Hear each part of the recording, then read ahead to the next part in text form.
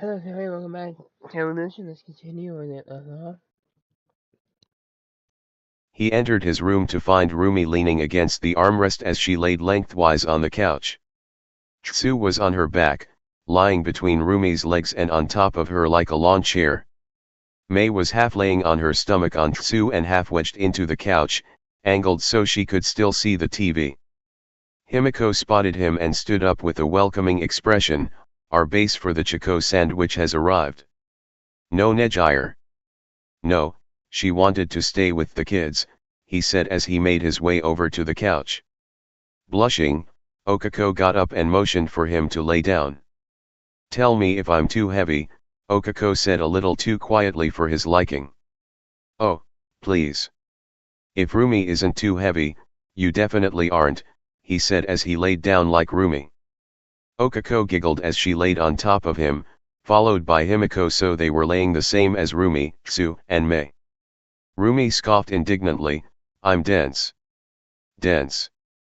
Self-burn, ribbit, Tsu teased. Rumi narrowed her eyes at the petite girl currently laying on her like furniture, bold words for someone in tickling range. Tsu's eyes widened at her mistake, you will dash. She would. Rumi and Mei both would. Tsu was helpless in the face of the combined attack. Tsu was laughing so hard that she was letting out rapid croaks as well. It didn't last long, however, which was a good thing since Tsu might have panic created her toxin if it went on any longer. Everyone melted into each other as they watched a show with a blue-haired cop and a red-headed brawler. Can I be really blunt? Tsu asked suddenly after a couple episodes. Fire away, beautiful. Rumi cheered. Tsu caressed one of Rumi's arms that was wrapped around her. Ochaco and I talked, we want to join your polycule.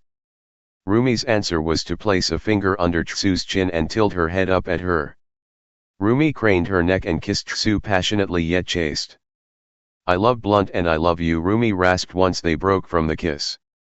Mei climbed further up on Tsu and kissed her as well, a hand trailing down Tsu's neck. Mei hummed into the kiss. Himiko straddled Ochaco's lap and cradled the brunette's face between her hands. I never stopped loving you, Chico, she confessed. Tears welled in Ochaco's eyes. I told Tsu about still having feelings for you. I still love you, Himi. I felt so guilty even though she said it was okay.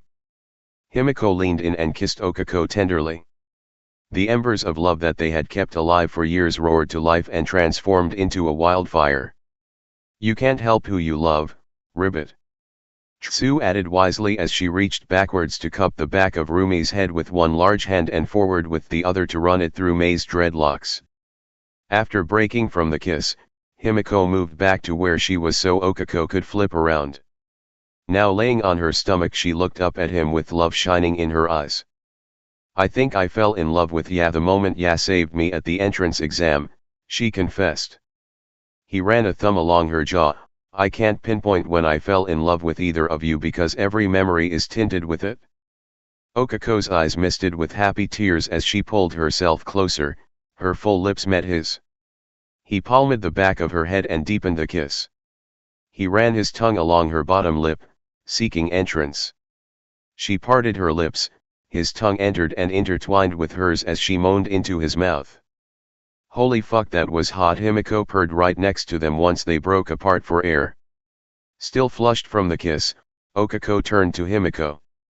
Drink my blood, she whispered sensually. Himiko's slitted pupils dilated until they were saucers. She gently cradled Ochaco's neck, careful not to scratch her with her sharp claws. Her long tongue lapped at the curve of Ochaco's neck, causing the brunette to moan once more. Himiko's teeth met her skin, she slowly bit down and began to feed. Izuku put a glowing hand to Ochaco's lower back in order to keep her blood replenished. Ochaco reached back and grabbed his wrist, guiding it lower until his hand rested on her ass. Her shorts had ridden up so high that his hand met bare skin, he squeezed experimentally. She obviously had trained and built up muscle, but her ass was also jiggly with a decent layer of fat. In short, it was perfect. He squeezed again, her plump ass squishing through his fingers like dough. Ochaco tried and failed to stifle a moan as he pawed at her and Himiko drank of her. He looked up to see Mei kissing Tsuyu's neck. The frog girl's eyes were half closed in bliss, her face flushed. Even with her back to Rumi, Tsuyu's long tongue was able to reach inside Rumi's mouth. Rumi's eyes were closed as Tsuyu's tongue explored every depth of her mouth. Rumi had her hand on Tsuyu's breast that wasn't covered by Mei and was gently squeezing the perfect handful-sized mound. Well, Tsuyu hand-sized, anyway. He refocused on Ochaco and Himiko. He attacked the side of Ochaco's neck that Himiko hadn't claimed as he continued to grope her plump ass.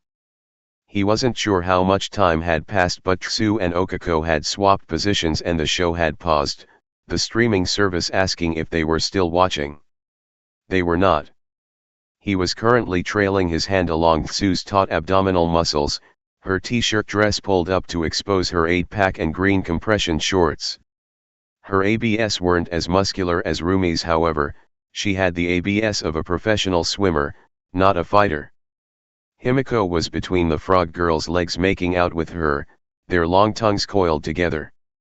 "Is that a Pringles can, Ribbit?" Tsuyu asked as she palmed what was definitely not a Pringles can through his shorts, causing Himiko to giggle like she was in on an inside joke. Izuku failed to suppress a groan as Tsuyu palmed him again. "Nope," he answered, popping the pea. "Oh, I think I know how I'm going to die and I'm strangely okay with it," Tsuyu commented like she was reading the weather report. "I'm going to start ripping off clothes if we continue," Rumi warned as she closely watched Ochaco lick Mei's bare stomach as the pink Ed held up her shirt just below her breasts.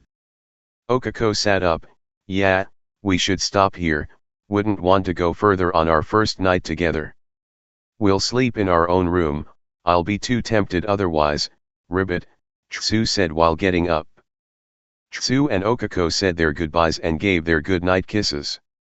On their way out, Tsuyu was holding her palms a familiar length apart as she whispered to Ochaco. "I knew it." Ochaco whisper-shouted as they entered the hallway. He closed and locked the door. When he turned back around, Rumi, Mei, and Himiko weren't wearing a stitch of clothing. "They might not be ready to go all the way, but we are," Himiko purred. "Are you sure? And we don't have to do this at the same time or all together each relation," Izuku started. Yeah, we know. Every relationship is unique, but we talked, we're ready, and we wanted it to be together, Mei clarified, her eyes becoming more and more manic. "Ditch the clothes, hot stuff," Rumi growled. He was pretty sure his clothes were ruined with how fast he took them off. ______. Smut is nigh. ______. Rumi wasted no time in pulling him over by the bed and turning around. She threw a grin over her shoulder, her cottontail wagging at him. Himiko and Mei had climbed onto the bed and were playing with each other as they watched. Rumi bent over with her hands on the bed and her ass in the air as she arched her back. Her asshole was winking as her already puffy pussy leaked with want.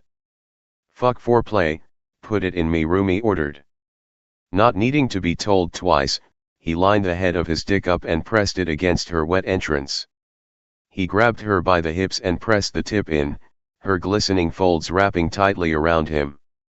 Before he could ask if Rumi was okay, she shoved herself backwards, impaling herself with all 12 inches of him at once. His eyes rolled back at the feeling of her warm pussy death gripping his shaft. "Guh."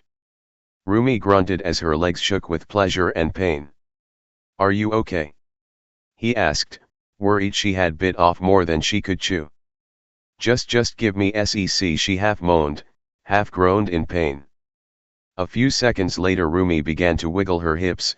She slid forward on his cock until just the tip was inside her before she slammed herself back to the base with a slap of flesh. "Okay, now fuck me, pipsqueak," she said, throwing a challenging grin over her shoulder. He grinned and gripped her muscular thighs tightly. He began to move, pulling all but the tip out before fully hilting himself inside her. "You feel so good, Rumi." Rumi began to come undone as he picked up his pace, screams, moans, and the slapping of skin filling the room. Each thrust sent ripples across her muscular bubble butt. Her pussy began to clamp down. Oh God, I'm already about to dash. He grabbed her small fluffy tail as he continued to pound her. Rumi screamed in ecstasy as her legs trembled, causing her ass to shake as she rose onto the tips of her toes as she came, wetness streaming down her muscular legs. He grabbed her by the shoulders and pulled her to standing. He had to bend his knees slightly even with her still on the tips of her toes. He placed one hand on her throat while the other reached around to massage her clit. Rumi was tweaking her own nipples as her orgasm finally waned. Rumi's eyes were still glazed over from her orgasm as he began to thrust upwards, her ass pressed hard against his hips. Rumi was moaning in time with his thrusts, the combination of his fingers and dick taking its toll. He plunged her depths in slow, measured strokes that nearly took Rumi off her feet each time. His cock hardened impossibly as it pulsed. Ugh. I'm gonna come, he grunted into her hair. UNF. Me too, fill me up, put a liter in me, Rumi rasped. Her words hit a primal part of his brain. He lowered the hand on her throat to just below her bouncing breasts. With a final thrust upwards and a grunt he climaxed, lifting her off her feet. She screamed as she came as well, her pussy clamping hard and dribbling down her inner thighs.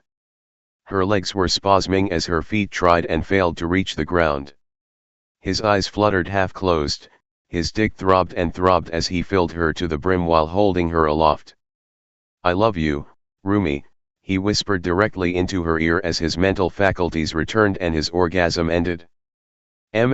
I love you too, Izuku, Rumi whispered as she regained the ability to speak. He let her down and slid out of her with a hiss at how sensitive he was. Rumi climbed onto the bed and flopped onto her back, his cum beginning to ooze out of her. Dibs. Himiko called before diving between her rabbit girlfriend's legs to lick her clean. Rumi grabbed the blonde by her messy buns and held her head against her full pussy. Don't let any hit the bed, Rumi tried to order seriously only to moan as Himiko hummed against her in agreement. He sat on the edge of the bed and pulled Mei into his lap. His sloppy cock resting against her stomach, reaching halfway between her belly button and breasts. His eyes widened. Wait a minute, what about protection? Himiko and Rumi were too engrossed to hear. Mei laughed, now you ask? Don't worry, we're all on souped-up birth control in case cell activation supercharged your swimmers too. He hadn't even thought about that. Oh, good, he said after the errant thought of a dozen or so little Rumis running around left his mind. As scary as that would be, he couldn't deny that he wanted it. Mei smiled mischievously and pecked him on the nose. It's almost a shame, I'd love to make actual babies with you. I can just picture you with a pink-haired infant strapped to your chest as you cook for us. Back, he corrected. Huh? Mei asked, confused. I would strap them to my back, don't want grease or something hitting them, he explained seriously. Mei laughed again and it was like music to his ears. What did I do to deserve someone so kind-hearted? She asked rhetorically. You were yourself, he answered anyway before kissing her passionately. With mouth still locked, Mei lifted herself into a crouch and hovered just above his erection. She moaned into his mouth as she began to take himself into her. She stopped partway as he felt resistance for just a second before dropping herself another inch or two. She hissed in pain at her hymen being broken, her legs shaking and trying to hold herself in place. He placed his hands under her ample ass and held most of her weight for her. She visibly relaxed and pulled his head into her shoulder as she breathed heavily, Izuku pressing kisses to her neck. You're so big, Mei said huskily. You don't have to take all of it, he moaned in pleasure even with only being halfway inside her. Handsome Mei doesn't do things halfway. After all, there's no kill like overkill. She yelled as she removed his hands and dropped fully into his lap with a wailing moan. She threw her arms around his shoulders and squeezed him nearly as hard as her pussy was squeezing his cock. He wrapped his arms around her and squeezed her as well as his eyes closed in pleasure. He felt her muscular upper back as he held her. She had always had a strong back and arms from beating metal into shape as well as holding up her breasts that were nearly as large as her own head. After a minute of adjusting to his size, she began to roll her hips, grinding her clit against his groin. He began to roll his hips as well, perfectly in time with her so that he didn't mess up her rhythm. He gripped her dreadlocks at the base of her skull and kissed her deeply, his tongue dancing with hers. She began to whimper into his mouth as their rhythm increased. With his free hand, he slapped her tight ass, eliciting a shuddering moan from the pinkette. The slap had evidently been the tipping point for May's orgasm, her entire body shuddering and tense as she broke from their kiss and let out a ragged scream. She leaned back, still in a crouch as she tried to regain her breath. There was a visible protrusion halfway up her torso. She palmed it and pushed it down. He felt the tip of his cock move. "Is that are you okay?" he asked, worried he was literally rearranging her guts. Quirked bodies are more durable, so stop worrying, she hummed in answer, still a little breathless. "If you say so," he said as he moved his arms under her knees to grab her ass.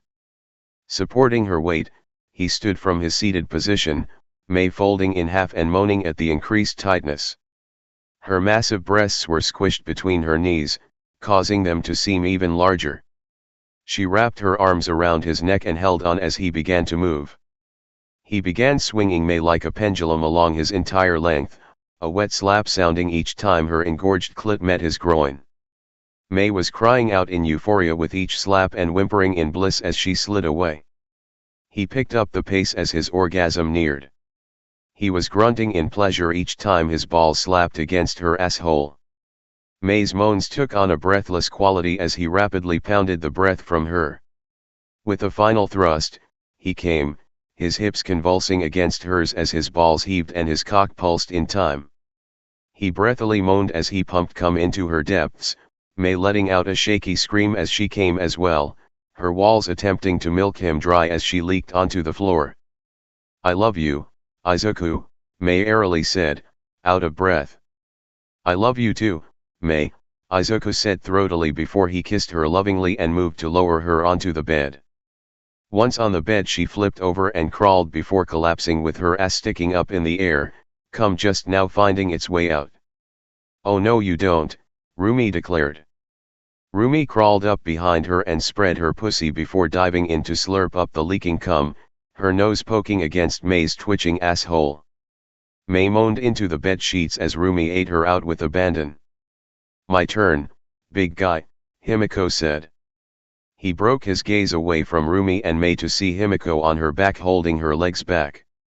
Her knees were tucked under her armpits and her feet were straight up in the air, her pussy glistening and spread wide for him. He crawled over and brought himself into a crouch above her, his massive cock angled down and pressing against her sopping wet entrance. She mewled out a moan at feeling his head beginning to press into her.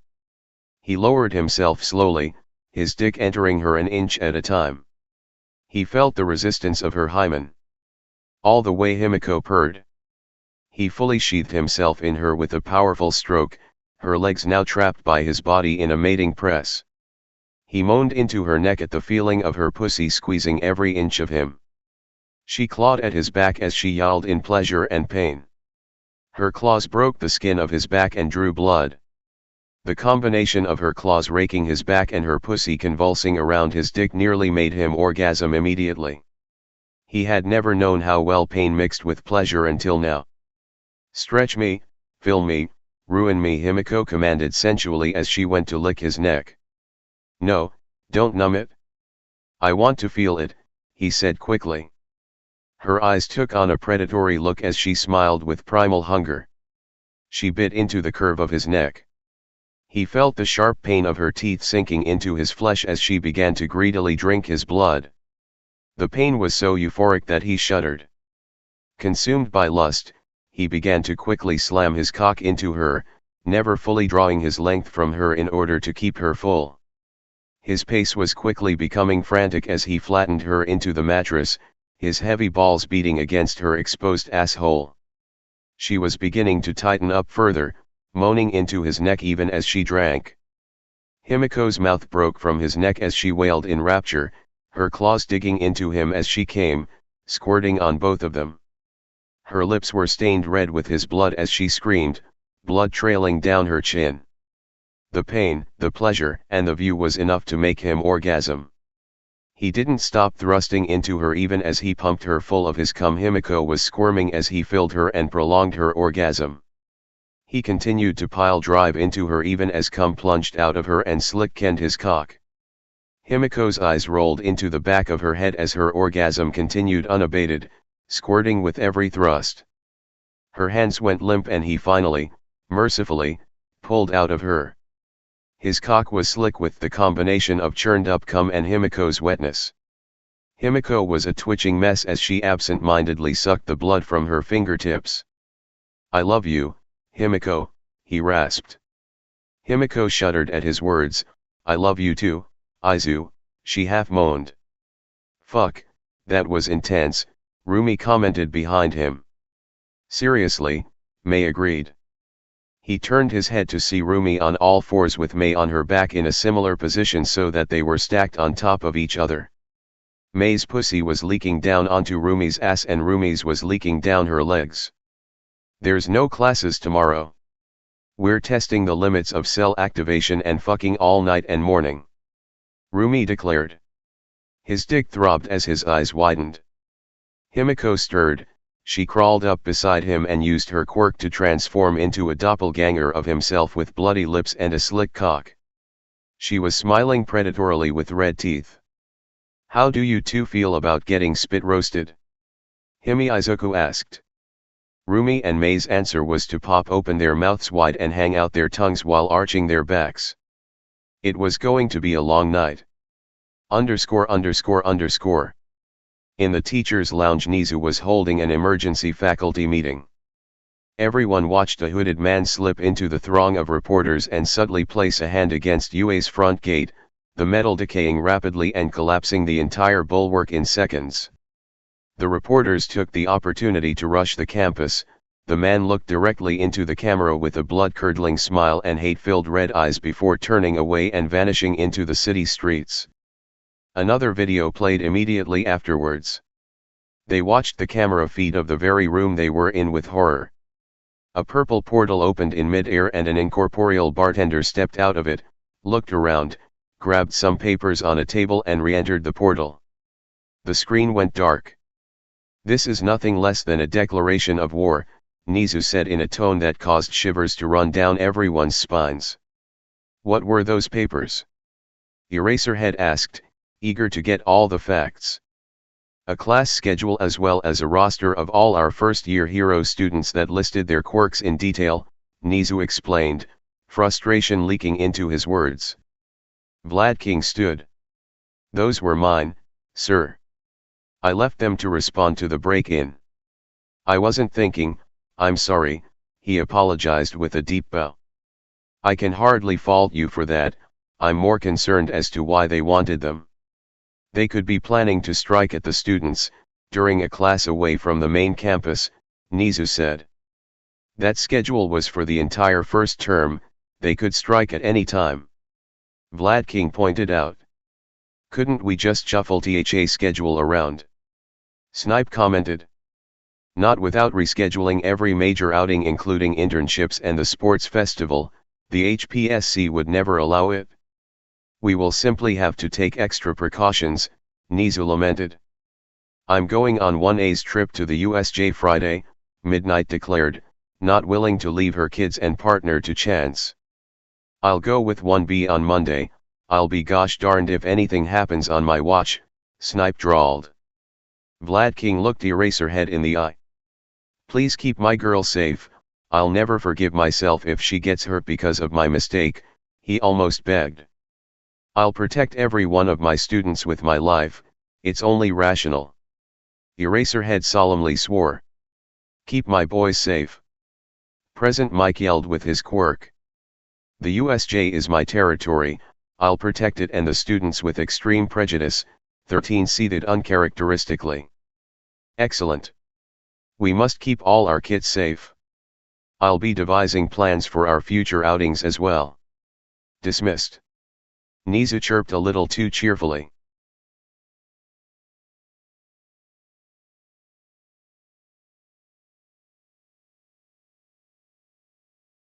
How long is that?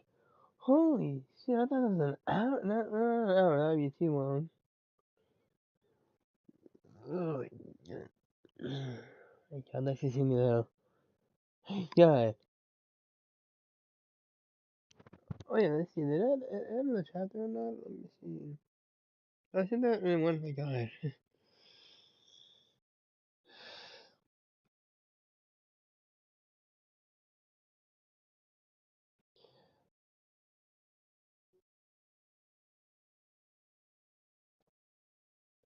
This is me great video. Oh, come on.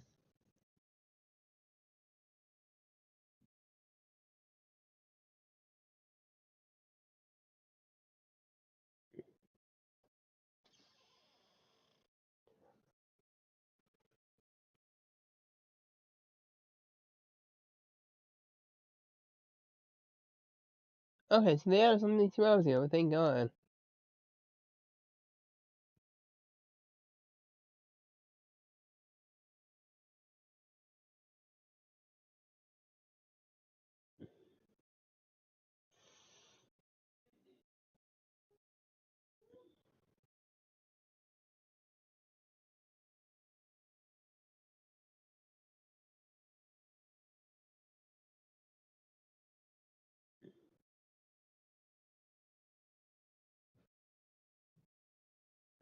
Okay, let's continue then.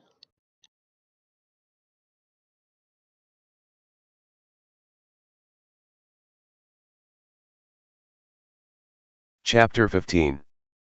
Sore. Izuku was sore, muscles he didn't even know he had hurt. He was determined to make Thursday a lazy day to end all lazy days. He and the girls limped downstairs at about 11 a.m. After devouring food and water like rabid animals, they had all collapsed onto the couches in the common room with one thing in mind: rest. Several hours of lounging about later, Izuku was still sprawled on the couch, but with two added guests. Yuki and Eri had joined him and were currently half asleep on his chest while he rubbed circles into Eri's back and scratched Yuki's mane, causing her to purr like a Mack truck. Rumi, Ochaco, and Kiri's Hima were yelling at a recorded MMA fight. It was Rumi's favorite fight of all time and had seen it countless times, but she was entranced nonetheless. An incredibly muscular man kicked his opponent in the head so hard that they had to carry him out on a stretcher. Rumi jumped from her seat cheering, "Right leg, hospital, left leg, cemetery. That's why you don't fuck with Mirko Crow Cop." Himiko, Mei, and Tsuyu were snuggled together under a pile of blankets on the other couch while watching Rumi and Ochaco with amusement. Altogether it was exactly how he had envisioned his day going. "I smell romance. Something happened, didn't it?" Mina questioned from the kitchen. "We joined the polycule, ribbit," Tsuyu deadpanned. "That was an option." Mina shrieked as she grabbed Toru and shook her, almost spilling her girlfriend's drink. Nejire knelt next to him and placed a hand on Yuki's back to gain her attention. "Baby, we have a meeting with Hound Dog soon to talk about yesterday," she said in a whisper. "Can Sissy come?" Yuki asked, voice heavy with sleep. Eri answered just as sleepily. Izuku laughed at the apparent sisters, jostling them more awake. Izuku turned to Nejire. "I didn't think to schedule an emergency session with Hound Dog. I figured we would talk about yesterday during our regular Saturday session. We can come, if that's okay with you."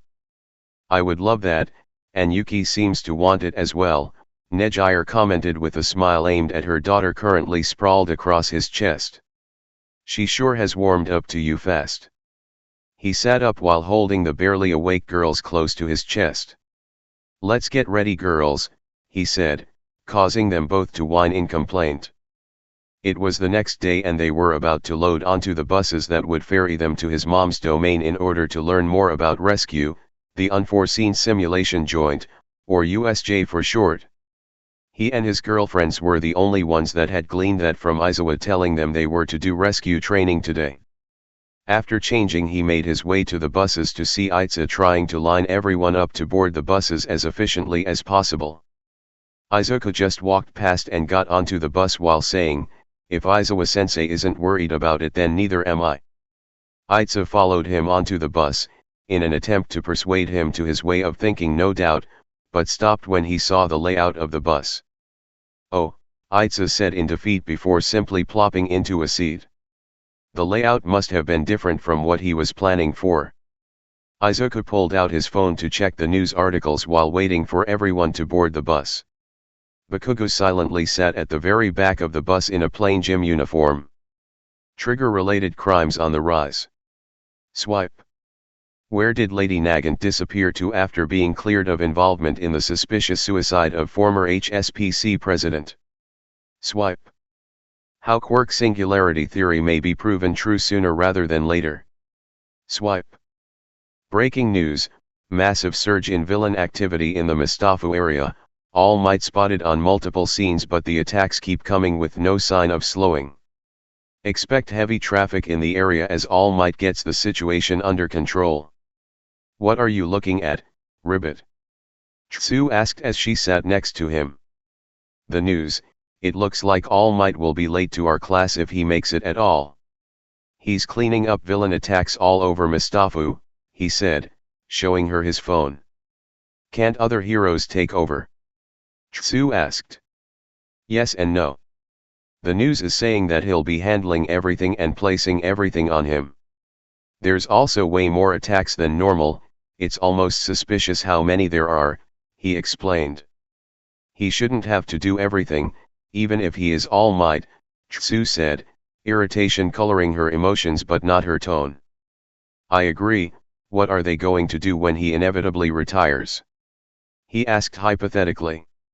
I hadn't thought about that, Tsu said, worry coloring her emotions this time. He placed a comforting hand on her knee and squeezed Hentei.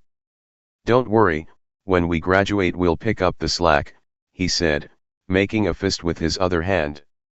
Tsu smiled at him and ribbited happily as she leaned into him. Ochaco sat on the other side of him with Himiko hanging off her arm. Oh my, midnight cooed as she entered the bus. Hi, Mama. Tsu and Ochaco joined our polycule the other day, sorry I haven't told you until now, he said, causing Midnight to gasp in excitement. Wait, why are you here? He asked after coming to the realization that her presence was odd. Midnight placed the back of her hand against her forehead dramatically, my own son doesn't want me around anymore. I always wondered when your rebellious phase would show up. Used to his mama's antics, he only sighed in exasperation as a response. Midnight blew a raspberry, you're no fun. I'm here in case Eraserhead needs backup, she said in a half-truth to avoid Izuku's lie detection and to not worry the students. She turned her attention to Ochaco and Tsu and grinned. How do you two feel about having children? She asked mischievously. Ochaco blushed so hard he was worried she would float up to the ceiling. She hid her face behind her hands and answered simply, yes. Tsu was unfazed however as she answered blunt as ever, I want a school of tadpoles, Ribbit. Midnight cheered and began furiously typing on her phone while giggling like a maniac, no doubt informing Inko and Anan. Izuku's curiosity in quirks reared its head. Tadpoles? He asked, fascinated. Me and my family had tails when we were young, Satsuki still has hers, Tsu explained.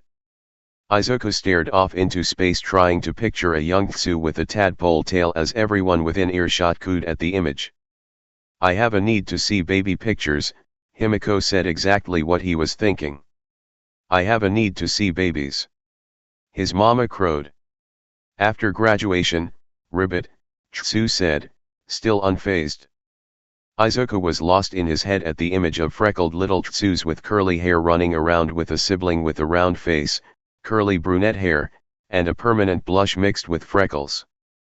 A moment later Rumi and Mei joined them as the last to board, their lips slightly swollen. Sorry we're late, I was helping Mei into her armor, yeah, that. Rumi said, not fooling a soul. Yeah. Definitely weren't making out. Mei helped. Izuku rolled his eyes at how obvious his girlfriends were as the bus finally took off. Shortly after getting underway, Kirishima moved seats to sit next to Bakugo and asked, how ya feeling? TCH, just leave me alone, shitty hair. Bakugo growled. Kirishima was undeterred however, he playfully elbowed Bakugo in the arm and said sincerely, "Aw, don't be like that, we were all worried about you." Bakugo didn't say anything but Izuku could feel his surprise at the sincerity. It actually worried him a bit at how shocked Bakugo was at a classmate caring about him. After a 30-minute bus ride, the students of 1A, Nejire, Eraserhead, and Midnight exited the buses to see a massive dome-shaped building with golden letters on the front that read USJ. They entered the building to find 13 waiting for them, backdropped by the enormity of the facility. Their large yellow sneakers stood out in stark contrast to the astronaut costume they wore. It was a well-kept secret that his mom loved and collected sneakers. They had an entire closet full of collectible editions back home. "Hi, Mom. New shoes. They're super cool, I love the Velcro strap."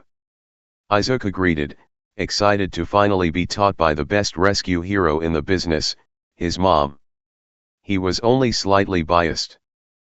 13 waved to the class before answering, "Hi, Izuku." "Thanks, they are new." He didn't need to see their face to know they were smiling. Ochaco grabbed Izuku's arm and squeaked, "It's 13. They're my favorite hero," before lowering her voice to an excited whisper, introduce me." Midnight sauntered up to 13 and kissed them on their helmet before whispering something to them. 13 looked right at Ochaco and said with a distorted voice, "You must be, Eureka." They looked at Tsuyu and continued, "And you must be Azui. Welcome to the family, both of you." It looked like Ochaco's software had crashed. She was staring blankly ahead for several silent seconds before shakily saying, "Am I dreamin'? Someone pinch me. Ouch. Not there, Rumi."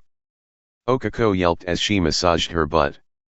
Rumi shrugged and gave her girlfriend a shit-eating grin. "Instructions unclear. Where's All Might?" Izawa-sensei asked 13. "You haven't seen the news? Mustafa is in chaos right now, he's putting down villain after villain but they just keep coming," 13 whispered. Midnight smirked. "Well, it's a good thing that," she adopted a ridiculous mockery of All Might's signature pose, "I am here." 13 laughed at their wife's antics. "Izuku does it better," they said, betraying him. "Do it, Izuku. Come on, come on, come on." Midnight pleaded before she began chanting "Do it" over and over again, 13, Rumi, Himiko, and Mei joining in. The rest of the class was looking at him clearly confused, none more so than Ochaco and Tsu. He regretted ever showing them his All Might impression. "Fiein," he whined in defeat. He turned away from the class and molded his face like clay with his fingers before turning around quickly with an uncanny impression of the number one hero. "I am here," he boomed. Nearly everyone began laughing hysterically, Mina going as far as to snort. Todoroki just looked confused, Izawa-sensei looked like the very image of does not get paid enough, and Bakugo was red-faced as he metaphorically smothered his laughter with a pillow like he was trying to collect life insurance. "It's quite unnerving," Itza said. "Have you shown the girls that?" "You gotta show the girls," Nejire said, gasping for air as she floated above the class. "How does your face even do that?" Kaminari asked. "I'm gonna pee."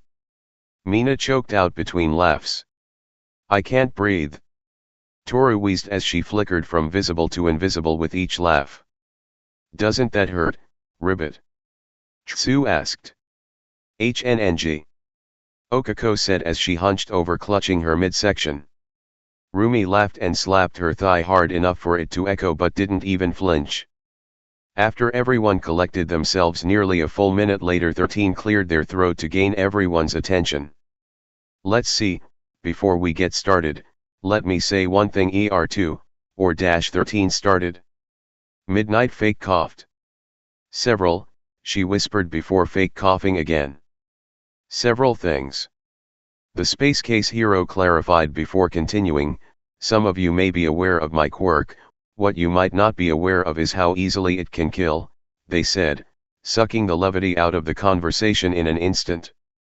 During your battle trials you were made all too aware how easily a quirk can kill or maim. This is something you must be especially aware of while using your quirks to rescue since the people in danger will likely already be gravely hurt. That's all, thank you for listening. After a round of applause Izuku said, alright let's dash.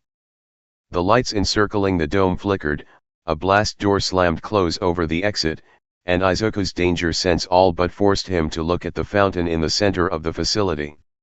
Eraserhead, 13, and Midnight whirled to look as well, their years of experience shining through. A swirling purple vortex appeared and began expanding in size. People began streaming out of the purple mist, there had to be almost 100 of them. A man wearing severed hands all across his body and covering his face like a macabre mask exited the apparent portal. He was quickly followed by a hulking, beaked abomination with an exposed brain. It had to be twice as tall as All Might, it had scars in its black skin where its hide had failed to contain its bulging muscles. The mist dissipated and reformed into a sharply dressed humanoid shape with glowing yellow eyes. Even from here Izuku could taste the rancid meat flavor of the red-eyed man's malice. The other two beside him were perhaps even more worrisome. They were wrong. The beaked one had no emotions at all while the incorporeal one's emotions were just as intangible as its body, truly nothing but empty dolls. The man with the severed hands held his arms wide and said with a cruel voice, looks like the fodder are doing their jobs. Alarms aren't triggering. Communication to the main campus has been severed. Simulations aren't responding. 13 yelled as they typed away at a panel in the forearm of their suit. Is this part of the test? Kirishima asked, a little worried. Eraserhead pulled his goggles into place over his eyes. No, those are real villains. Midnight, with me. 13 and Nejire-chan, protect the students. Something is wrong with the two next to the guy with the hands. They don't feel human at all, Izuku warned. I don't think they're even alive, and that big fucker is as dangerous as All Might, Rumi warned as well, her ability to size up an opponent leaving her shaken. Noted, Izuku said as he leaped down the stairs with Midnight at his side. 13 marched up to a pillar and pressed a hidden button revealing a secret panel. Going analog. Flares away, telegraph SOS sent. Nejire floated up, her spirals building in power, her face without a trace of her usual mirth. Shouldn't we evacuate? Ciro asked, worried. No, they could be trying to flush us into the open where more villains could be waiting in ambush, Nejire refuted, their senpai showing why she was one the big three. Quirk usage to defend yourself and others is granted. Hold the dot line, 13 growled in a manner he had never once heard from his mom before. Most of the class was understandably scared. His emerald eyes glowed as confidence rolled off of him and into the others like the tide coming in, the sensation building with each wave. He and his classmates readied themselves to fight for their very lives. A short chapter before we get into the USJ.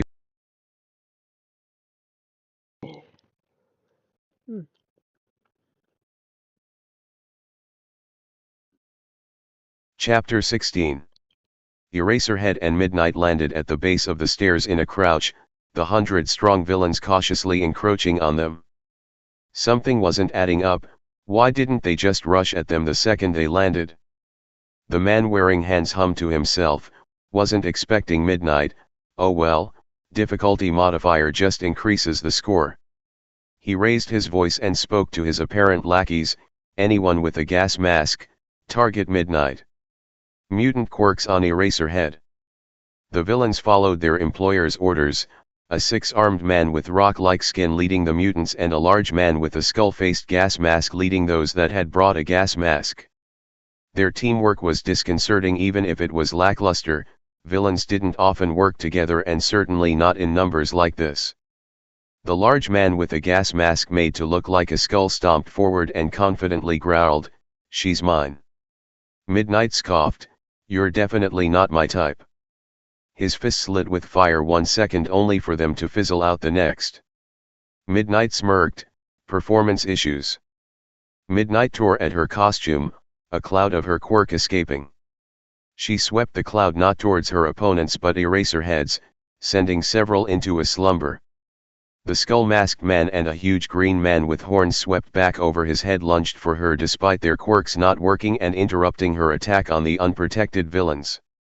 Midnight snapped her whip at her assailants, giving them pause. The horned villain rushed her half-cocked and with little to no strategy. She snapped her whip at his head with practiced accuracy, ripping it off his face and shoving a cloud of her quirk up his nostrils. The villain swayed and swung a lazy punch that went wide before he collapsed onto his face snoring loudly. She struck out with her whip at the skull-masked man only for him to lunge forward and offer up his arm in sacrifice, the whip wrapping around his forearm. He pulled the whip taut. "Rush her," he sneered, several others with gas masks moving quickly to capitalize on the opportunity he had created. Eraserhead scanned the rest of the crowd with glowing red eyes, only to be engaged in melee a second later. He wrapped his capture scarf around the leg of a villain with a gecko quirk and slammed him into the pavement, rendering him unconscious. "Those goggles don't have lenses, do they?" The six-armed man asked rhetorically before grabbing up a handful of powdered cement from where the gecko villain had landed and throwing it at him. Eraserhead winced as the debris made it past the slits in his goggles and blinded him. He tried to blink the debris out of his eyes as he dodged one wild swing after the other. "Shigaraki, he's still somehow erasing my quirk," the ethereal bartender stated. L.O.S behind Nomu then.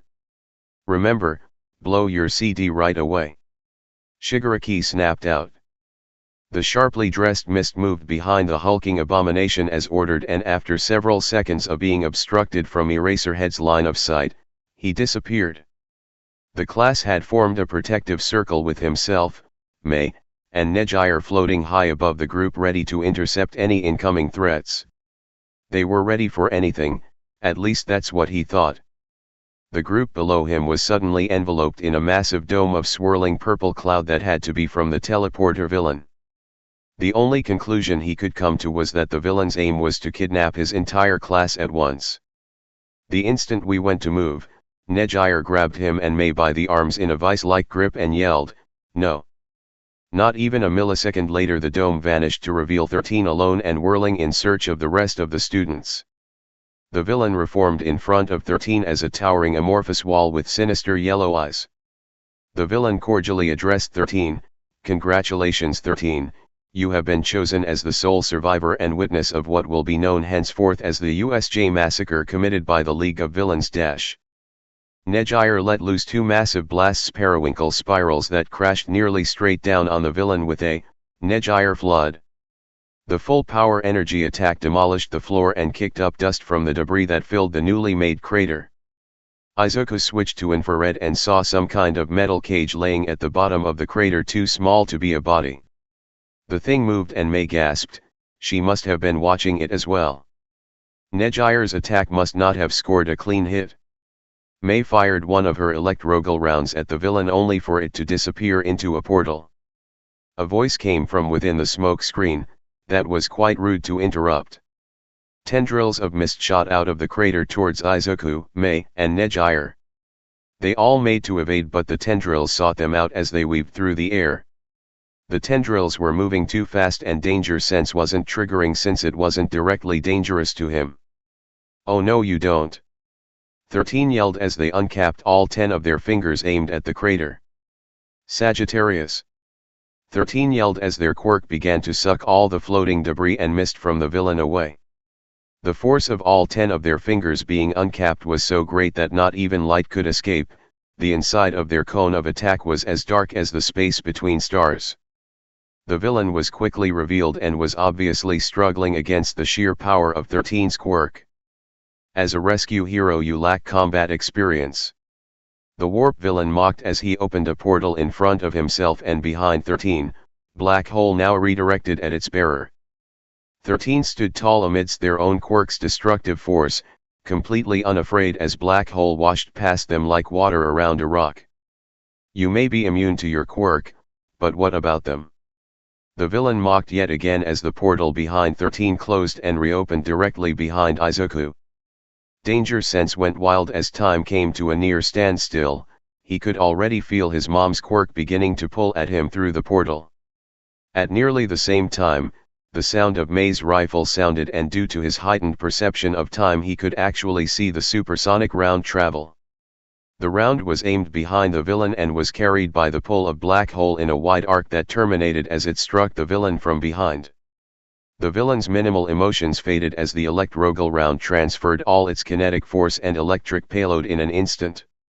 Time returned to normal as the portal closed and 13 switched off their quirk with a panic-filled yell of, "Izuku! He's down!" Izuku yelled. Mei let out a breath she had obviously been holding for quite a while. Sorry, took a second to figure out the math of that shot. Nejire glomped onto her mid-air and began kissing every inch of her helmet while Mei giggled. You brilliant, beautiful genius. The villain's emotions blinked back to life as he began to stir. Izuku slammed down into the crater and on top of the villain, he gripped the metal bracer in both hands. Move and I see what's underneath this, he threatened. The man, if the barely sentient puppet could even be called such, laughed. A portal opened beneath them and they began to both sink into it. Izuku flew upwards with the villain in his grip. A massive black hand reached through the portal and snatched the metal bracer in its titanic grip. It began to pull with immeasurable strength that made it immediately clear who would win in a tug of war. Izuku let go and shot backwards into the air once more as the villain faded into his portal. Mei yelled then with a horrifying mixture of relief and despair, I can see our classmates in the simulations and the courtyard. They're fighting villains. 13 faced the stairs leading down to where Midnight and Eraserhead were trying to fight their way through the mob to reach where Momo and 2 roomies were holding off the tide of bodies as the villains were now all rushing them as one. They said, then there's still hope.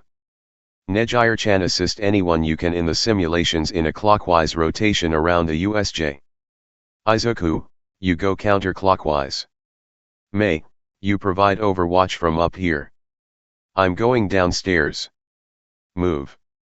There was a boom of displaced air as Nejire raced to the ruins zone and Izuku towards the hurricane zone. 13 hopped onto the edge of the stairs and began sliding down towards the courtyard.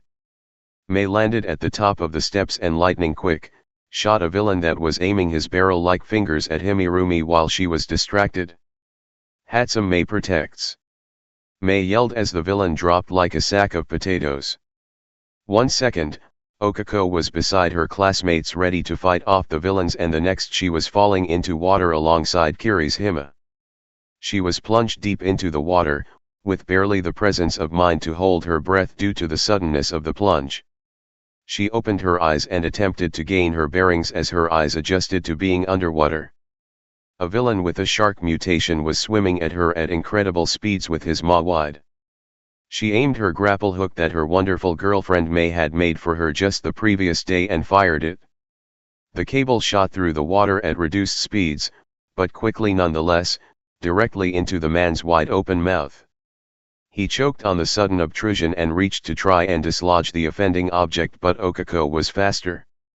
Utilizing her knowledge on sharks she had gained from countless hours of watching nature documentaries with Tsuyu, she punched the mother lover right in his bitch nose. The man reeled in pain as she opened her fist and touched him with the pads of her fingertips, the villain sinking like a stone to the bottom of the lake. She whirled in the water to try and locate Kiri's Hima. There was an incredible disturbance in the water not too far from her. It was Kiri's Hima. He was in his unbreakable mode and fighting off half a dozen villains even as he held his breath and sank deeper. She launched her grappling hook once more, it connecting with his chest. She grabbed the line with all 10 of her fingers in order to increase her quirk's conductivity. Kiri's Himo began to rise instead of sink. It worked. She removed her own gravity and swam for the surface with powerful kicks. Once she reached glorious oxygen, she rose still. Once floating above the water's surface, she grabbed the cable tethering her to Kiri's Himo and yanked hard like she was setting a hook, just like her grandpa had taught her. Kirishima's form burst from the water and sailed through the air like a freshly caught fish. He smacked into the yacht that was floating in the center of the body of water, denting the hull. He pulled on his end of the cable, causing Ochaco to fly through the air and land on the deck of the ship only slightly more gracefully than he had. She quickly pulled on the tether and helped him aboard before surveying the villains waiting in the water with murder in their eyes. Kiri's Himo was effectively useless in underwater combat, and she wasn't much better since she couldn't exactly float a lake. They were truly out of their element. She could only hope that her classmates were faring better than them. Fumikage was not doing well. The fires of the Inferno zone were proving enough to severely dampen Dark Shadow's power as well as the doppelgangers he had given Ciro. Ciro wasn't doing much better. The adhesive on his tape proved to be incredibly flammable and would catch fire if it was even close to the flames that enveloped the zone. To make matters worse, most of the villains hunting them had quirks and bodies suited to the high temperatures of the zone. They were currently running through burning streets trying to lose a villain whose entire body seemed to be made of flames.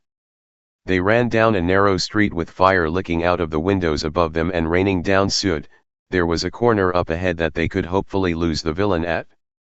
They rounded the corner to find out that it wasn't a turn but the opening of what looked like a loading dock, the only light coming from the narrow street behind them. Fumikage looked around the dead end, realizing that this area was the first area they had found that wasn't engulfed in flames. An idea struck. Ciro. Wrap Dark Shadow in tape. He said quickly, unsure how far behind the villain was. Okay. Ciro agreed. Then me. Ciro's doppelganger chirped from behind his shoulder. Ciro quickly spun his tape around Dark Shadow and added layers as it grew in power and size due to the little light hitting it. Once Dark Shadow was nearly encased, he repeated the process with his doppelganger. Not a second after finishing, the flame villain rounded the corner and charged. Combo move, Shadow Mummy. Fumikage yelled as the now monstrous Dark Shadow swatted the flame villain into the ground with a bestial roar. Dark Shadow raised his palm to reveal a woman's unconscious form, her flame snuffed out. Dark Shadow patted his palm against the ground to snuff out the tape that was attempting to light. We have to hold them off here, it's our only chance, Fumikage said. I won't be able to reapply the tape mid-fight if it gets burned off, Ciro warned. If they can set the tape on fire entirely, Dark Shadow and Doppel will be weaker than ever and will be sitting ducks. We have to hit them hard and fast, we can't let them draw a fight out, Fumikage said. Ciro blinked. Doppel? Is that its name? Fumikage's feathers ruffled. Them, he corrected, I just came up with it, he said with some embarrassment. Doppel. They said excitedly, seemingly in agreement of their new name. Ciro smiled and gave a thumbs up, right on. Many footsteps thundered from around the corner, no doubt drawn by the commotion. They were coming. Toru shivered as she picked herself up from the snow she had landed in and shook the powder from her hair. She was so glad she had changed her costume. She looked around and saw a frozen hellscape set on a mountainside. Above was a domed ceiling barely visible through the flurry produced by machines on the ceiling. Araribitsu croaked weakly from somewhere nearby. Toru spun in place and found the cute frog girl half buried in snow with only one eye open. Toru ran up to the girl quickly and began checking her for wounds. Tsu. Are you hurt? She asked near panic. And no, sea cold making me hibernate, Tsu shivered out a reply.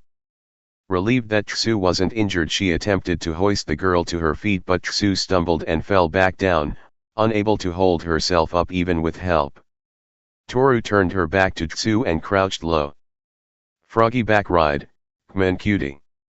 Toru tried to say chipperly, but the truth was she was terrified. Tsu was all but out of the fight, and if there were villains here they could easily track her by her footprints in the snow. She helped the half-asleep frog girl onto her back and stood. Tsu was surprisingly much heavier than she looked. She activated her quirk and they both disappeared from view, her feet displacing the knee-high snow being the only thing to give away their location. A glacier sprang to life suddenly, sending several people she hadn't seen flying. She noticed Todoroki at the origin of the glacier, just far enough away that he was barely visible through the snowfall. Still invisible, she trudged her way over to meet up with her frosty classmate. As she got closer she noticed Todoroki was visibly shaking, his lips were blue as well as the tips of his fingers. His ice quirk was truly not well suited to being used in an already frigid environment. Behind him, the snow stirred. Without warning, a blue-skinned villain popped out of the snow like a daisy wielding a knife, about to drive it into Todoroki's back. There was a sudden exhale of air from over her shoulder. The villain flinched before swaying and falling into the snow unmoving, Todoroki whirling just in time to see the villain collapse. Toru uncloaked and looked over her shoulder at Tsu with amazement. "I can still fight," Tsu said, her only open eye half closed as she clutched a blowpipe in her fist. "I'm naming that move, Cloak and Frogger," Toru mused, earning her an adorable ribbit from her passenger.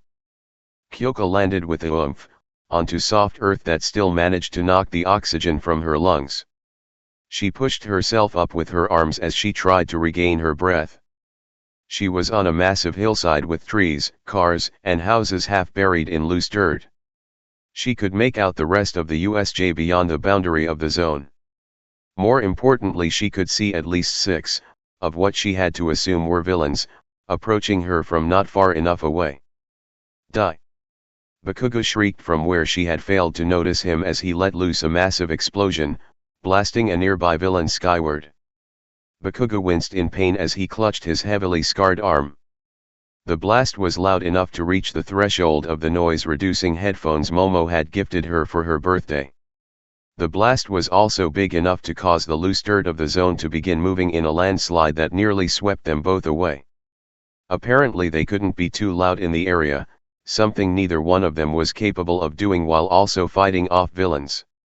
"Shit." Bakugo somehow managed to screech under his breath, coming to the same conclusion. Kyoko looked up to the top of the hill where a rock face marked the edge of the zone. "We have to get to the top before we can use our quirks," she shouted. "Don't tell me what to do, ears." Bakugo growled under his breath but began scrambling up the hill despite his words. Kyoko rolled her eyes before they both tripped and clambered as fast as possible up the difficult terrain, their pursuers hot on their trail. Rumi landed on her feet alongside Himiko, who had not only landed on her feet but also managed to keep Momo on hers. They were in a sea of villains, fuck yeah. "What are you doing here?" Eraserhead yelled from somewhere in the swarm of villains. "Now!" Handjob yelled from the back of the crowd. Every villain swept forward like a tide. She made eye contact with Himiko and they both smiled in a way some had called creepy. Himiko's form shifted and took on her own appearance. Damn, she looked good in a dress. Some dumbass screamed a war cry from behind her. She jumped and spun mid-air with her heel extended, catching the moron right in his mouth, feeding him his own teeth. "Serves him right. Keep them off me," Momo ordered as she blasted a villain with spiraling pigtails away from her with a 40mm beanbag that Rumi could hear break at least a few ribs. "Did Tall and Busted just give us an order?" Rumi asked salaciously as she threw one of her spikes with greatly increased strength into a man's outstretched hand, nailing it into another villain's shoulder. "She did, and I think I like it," Rumi said with a wiggle of her nose despite kicking a man's knee backwards. She didn't know what he was crying about. It's not like he was going to die. Momo's face was bright red as she shot another villain square in the groin, folding her like a wet tissue. "Would you two please focus?" Yes ma'am, they both snapped out with needy undertones as they continued to rack up a body count. The telltale slap of one of May's jelly shock what say ma call it rounds sounded and a guy with what looked like gun fingers dropped to the ground as fast as gravity could carry him. She heard May yell from up the stairs. Rumi's smile turned feral, now these villains were really fucked. A few seconds ago Mina had landed hard among a crumbling cityscape, just her fall being enough to cause a piece of a building to crumble away. The city was in complete disarray, some buildings lay on their sides, while some balanced precariously on compromised infrastructure. The streets, if you could call them that, were uneven, broken, and littered with abandoned cars and pieces of buildings. Above, where she expected to see the sky, she saw the familiar dome of the USJ. She was currently limping on what was likely a broken ankle through the wreckage as quietly as possible in search of her classmates. She heard footsteps to her left. She spun her head in the direction. Nothing was there. The soft footsteps sounded again, right where she was looking. "Toru? Is that you?" she asked nervously, hoping against hope that whatever lay out her sight was her girlfriend. She was answered only by silence. Footsteps again, this time they were almost right on top of her. "Kman, this isn't funny," she nearly begged. The footsteps were back, but this time they were loud and fast as stealth was foregone. "I ain't joking." A male voice said that was certainly not Toru's. Mina squealed in terror and flung acid in a wide arc on reflex, some hitting the wall and some hitting something right in front of her. A man with a chameleon quirk appeared as he screamed in pain and grabbed at his face, the knife he was holding clattering to the ground. As the man writhed in pain, Mina was hearing every insult every bully had ever thrown at her, saying that her power was only good for maiming and how she had just proved them right. Aoyama rounded a corner, his eyes shot wide when he saw her. He leveled a palm aimed right at her. He fired his laser. The beam of energy went right over her shoulder, followed by a cry of pain. She quickly turned to see a woman with skin like concrete lying unconscious on the ground, a scorch mark on her stone-like face. The ground shook and more buildings crumbled. Izuku came running around the corner then, barely able to maneuver the uneven ground and somewhat cramped spaces due to all the fallen buildings. He held one of his arms close to his chest, the metal of his suit dented and leaking blood. "They're trying to bury us," he yelled as the ground shook once more. The buildings all around them began to crumble. Mina began throwing globs of glue anywhere she saw a crack forming. It was helping, but there was too much damage already done. The tall buildings began to collapse on top of them. A blue blur crashed into the ground between the three of them. Hado Nejire stood amidst the collapsing city with palms raised high. "Nobody hurts my cute cow." Huge spirals of energy exploded from Nejire's palms, the recoil causing her feet to dig into the ground. The debris falling down on them was blasted up and away as Nejire kept channeling her attack skyward. Hitachi was wet and, he could admit, afraid. He was in the middle of the zone meant to simulate hurricanes, complete with gale force winds and torrential downpour. The small town meant to recreate a coastal fishing village was completely boarded up, leaving no way to escape the storm. He couldn't hear anything over the squall, which is why literally running into Kaminari when rounding a corner nearly caused him to soil himself. "You scared me half to death, dude," Kaminari shouted to be heard over the winds and rain. "Same," Hitachi shouted back. "What, oh shit." Kaminari screeched in fear as he pointed over Hitachi's shoulder and shot a bolt of electricity from his finger. Every muscle in Hitachi's body locked up as he fell to his hands and knees. He peeked over his shoulder to see a man with crab claws for hands lying unconscious on the wet ground. "Shit, sorry. All this water is going to make it hard to use my quirk." Kaminari shouted an apology and an explanation. Shoji came running up to them from around a boarded-up gas station. "You alright?" "Yeah. Just a little dash." Hitachi stopped mid-sentence when he saw a dozen villains come out of the woodworks. "Hey." Hero school dropouts. He taunted. What did the corpse just say? I can't hear shit over this storm. A woman wielding a katana asked. Shut up. We aren't supposed to talk. A huge crocodile man barked. Well shit. The villains charged. Shoji engaged the woman with the katana. Kaminari tried to get distance from his allies but they were encircled. Kaminari was focused on dodging attacks as they came, giving a small shock when he could that wouldn't transfer through the wet ground. A villain managed to land a hit to Kaminari's jaw that sent him sprawling to the ground barely conscious. The woman with the katana sliced through one of Shoji's arms that was swinging for her and was very surprised to see the limb grow back nearly instantaneously. Shoji was unrelenting as he continued to barrage the woman while deflecting any attack aimed for his torso, but the woman got closer with each swing of her sword. A nearby villain shot what looked like a harpoon through Shoji's calf and began to pull. The crocodile man lunged for Hitachi, snapping his jaws. Hitachi unwound his capture scarf and wrapped it around the man's maw, sealing it shut. The man spun and lashed out with his powerful tail, sweeping Hitachi off his feet. The man clawed the capture scarf off his face and towered over him. Why are you doing this? Hitachi asked with as much faux desperation as he could.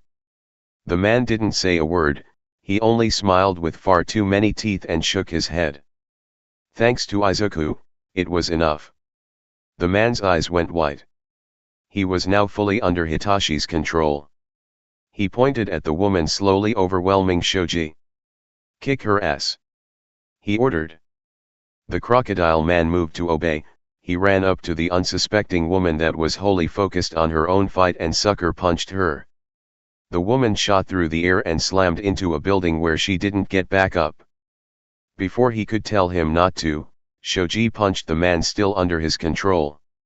The huge man barely flinched but his eyes returned to normal and he snarled. You're dead. He declared. He dropped to all fours and swiped Shoji's feet from under him before rushing straight at Hitachi, his maw snapping and his eyes feral. The rest of the villains decided that was their K and fell upon them. Soaked to the bone as wind tried its best to knock him back down, Hitachi wondered how the hell they were going to get out of this alive let alone in one piece. Thunder cracked and light shone through the dome. There was an explosion of water powerful enough that the rain was forced away in a sphere originating where the crocodile villain was. Izuku was crouching over the villain with his fist connected to the back of the very unconscious man's skull. The villains were trembling as Izuku rose to his full height with blazing green eyes and viridian energy arcing off of him.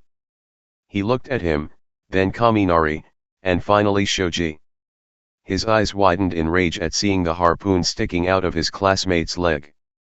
Izuku followed the cable with his eyes and raised a finger pointed at the trembling villain holding the harpoon gun. You're next, he promised in a deep voice. The villain dropped the weapon and raised their hands in surrender but too late. Izuku's knuckle-duster-clad fist was already flattening their nose flat against their face in an explosion of blood that painted Izuku's face crimson. Izuku turned from the limp form and stared at the rest of the villains as rain and blood mixed together and ran down his face. Next. All in all, I'm happy how this turned out. I changed who gets dropped where and the mountain zone into a blizzard. Chapter 16.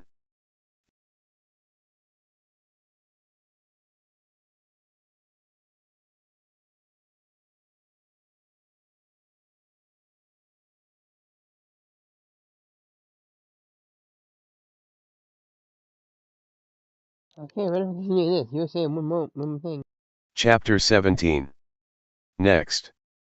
The villains, trembling with a mixture of genuine fear and fear manufactured by his quirk, all rushed at him as if their very lives depended on it, their fight or flight response having been jump-started forcibly. A muscular yellow-skinned man with red eyes and tusks jutting out of his mouth swung a right hook at him. Izuku caught the fist in an iron grip as a woman stabbed at him with knife-like fingers, her fingers failing to pierce his body while armored with black cowl. Both villains' eyes widened at how ineffectual their attacks had been. My turn. Izuku punched the man's outstretched arm in the elbow with his free hand, causing the joint to explode backwards. The man screamed in pain and collapsed to his knees, only being held up by Izuku refusing to release his fist that was now being slowly crushed. The woman tried to pull away but he grabbed her wrist before she could escape and yanked her forwards, causing her to stumble right into a brutal knee to the midsection. The air left her lungs in a whoosh as she collapsed to the ground unmoving. He turned to the man trying to claw his now broken fist free from Izuku's grip. He snapped out with a jab to the man's jaw that silenced his screaming. Izuku released his hold on the man dangling from his broken arm and looked up to appraise the few villains that remained. They had stopped their charge at the sight of what was likely their remaining strongest being taken down with ease. He could practically see fight warring with flight within their wide eyes. It made them unpredictable and therefore dangerous. Perhaps fear was a poor choice to use in combat. With a thought, he changed from cramming fear down the villains' throats to a despair deep enough that it would make them feel as if they had already lost and tomorrow wouldn't be coming. All the remaining villains stopped trembling, some covered their faces and began to weep while others dropped to their knees with vacant looks in their eyes. "Surrender," Izuku commanded as he slowly floated off the ground to stare down at the remaining villains. The villains wordlessly raised their hands above their heads in compliance. "I'll ask this once. What was your goal here?" With a defeated voice that could barely be heard over the winds, a villain said, "We were hired to kill hero students. He said we would get a bonus for each kill." The guy with the hands kept saying something about not being able to kill a symbol without breaking it first. Worst case scenario confirmed. He made the villains form a tight group and wrapped a stripped power line cable around the group before handing one end to Kaminari. "If they try anything, fry 'em," he instructed. "Where are you going?" Hitachi asked while tending to Shoji's leg. "To help the rest of the class, sit tight here and wait for backup," Izuku responded. With that said, he shot off with a boom and smashed through the dome's enclosure once more, on his way to the flood zone. What he saw when he arrived overhead in the flood zone was half a ship floating aimlessly through the air with Ochaco and Kiri's Hima on top trying to balance. Looking closer, he saw that Ochaco was bleeding from a gash on her thigh from where the villain currently flinging blades of water had grazed her. The corners of his vision tinted red as his eyes snapped to the villain who had made the biggest mistake of their life. He plunged into the water hard enough to create a wave that rippled outward. A second later he flew out of the water with his prize. The villain squirmed as Izuku's hands were wrapped tightly around his scrawny neck. "You dare!" he roared in the man's face. What?" the soon-to-be unconscious man choked out in confusion. Izuku inhaled deep through his nostrils as he reared his back before bringing the crown of his forehead crashing between the villain's eyes as he released his hold around the villain's neck, the villain slapping into the water below them and beginning to sink. Black whip speared into the water and wrapped around the ankles of every villain, then in a mockery of fishing, he gripped the tendrils together and yanked them out of the water only to slap them back into the surface hard enough that they might as well have hit concrete. He quickly gathered the unconscious and sinking villains and deposited them onto the shore so they wouldn't drown. He flew up to where Ochaco and Kiri's Hima balanced on the section of ship that floated mid-air and carefully scooped Ochaco into a princess carry while Black Whip picked up Kiri's Hima. "How badly are you hurt? How much blood have you lost? How deep is it? Can you move it? Can you feel?" he asked rapid fire as he squeezed every last ounce of healing out of cell activation while on their way to the shore. He was cut off by Ochaco pulling his head down and silencing him with a kiss. "I'm fine, yeah, worry word. We country gals are made of sterner stuff," she said once she pulled away from the kiss. "Oh," he said intelligently as they landed on the shore near the hurricane zone. He set them both down but caught Ochaco wince when she put weight on her injured but no longer bleeding leg. He went to scoop her back up but Kiri's Hima placed a hand on his shoulder, stopping him. "I got this, bro. Go help the others," Kiri's Hima said as he pulled Ochaco's arm over his shoulders and helped carry her weight. "Go hoop some ass for me," Ochaco told him with a grin that would make Rumi proud. He pecked her on the lips and squeezed Kirihama's shoulder in thanks before rocketing off for the Inferno zone.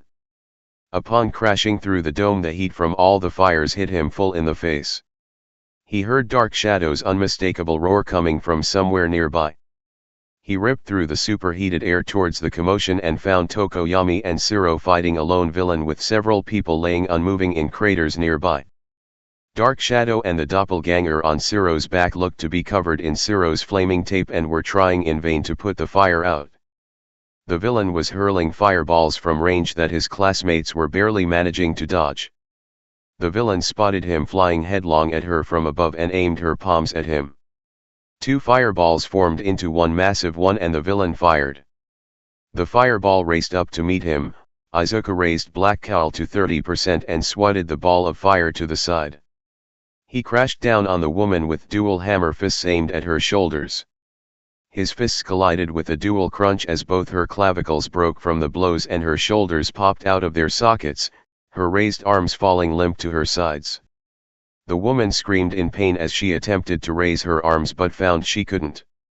Izuku uppercut her in the jaw, sending her sailing into a dumpster where she stayed. "You guys good?" he asked, turning to his classmates. "Thanks to you, man," Shiro exclaimed in obvious relief. "Indeed, our revelry was coming to a close," Tokoyami agreed. "I can't feel any more people nearby, so I think the zone is clear. Can you find your way out?" he asked. "Yeah, wanna take Doppel with you?" Shiro asked while gesturing to the shadow protruding from his back. "No, you might end up needing M," Izuku said before launching back into the sky and towards the blizzard zone. While between zones he saw Nejire's spirals, Kyoka's sound waves, and Bakugo's explosions raining down from the top of the landslide zone. He punched his way into the dome encasing the blizzard zone, the sudden cold compared to the sweltering heat of the Inferno zone shocking him. He couldn't see anything through the flurries of snow, so he swapped to infrared and scanned the area. He immediately found the unmistakable heat signature of Toru, her shimmering hair a dead giveaway.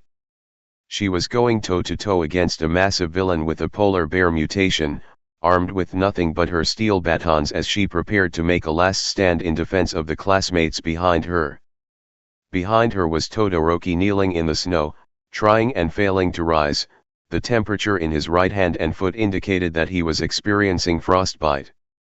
Behind Todoroki was Tsuyu's unmoving form curled up into the fetal position and barely giving off any heat signature at all. He didn't remember making the conscious decision to move, but the next instant he was tackling the 10-foot villain into the snow-covered mountainside. "What the dash?" the polar bear quirk user questioned. "I'll make a coat out of you," he bellowed as he joined his fists together high in the air while in full mount on his opponent. The man saw what was about to happen and brought his arms up to block just as Izuku brought his axe handle blow crashing down with all the force of an avalanche. The incredible strength the man's quirk gave him proved to be enough to withstand the blow, but Izuku didn't stop, nor did he notice pushing Black Cowl up to 35%. The entire mountainside shook with the force of the blows. He battered the man's huge fur-covered arms until they crumpled beneath his wrath, broken and useless. He bludgeoned at the man's face until he was bloodied and unmoving, but even then he did not stop. Ori. Blood was beginning to color the snow around the man's head. "Midori. Stop!" someone cried as he felt something wrap around him. The voice snapped him out of his violent trance.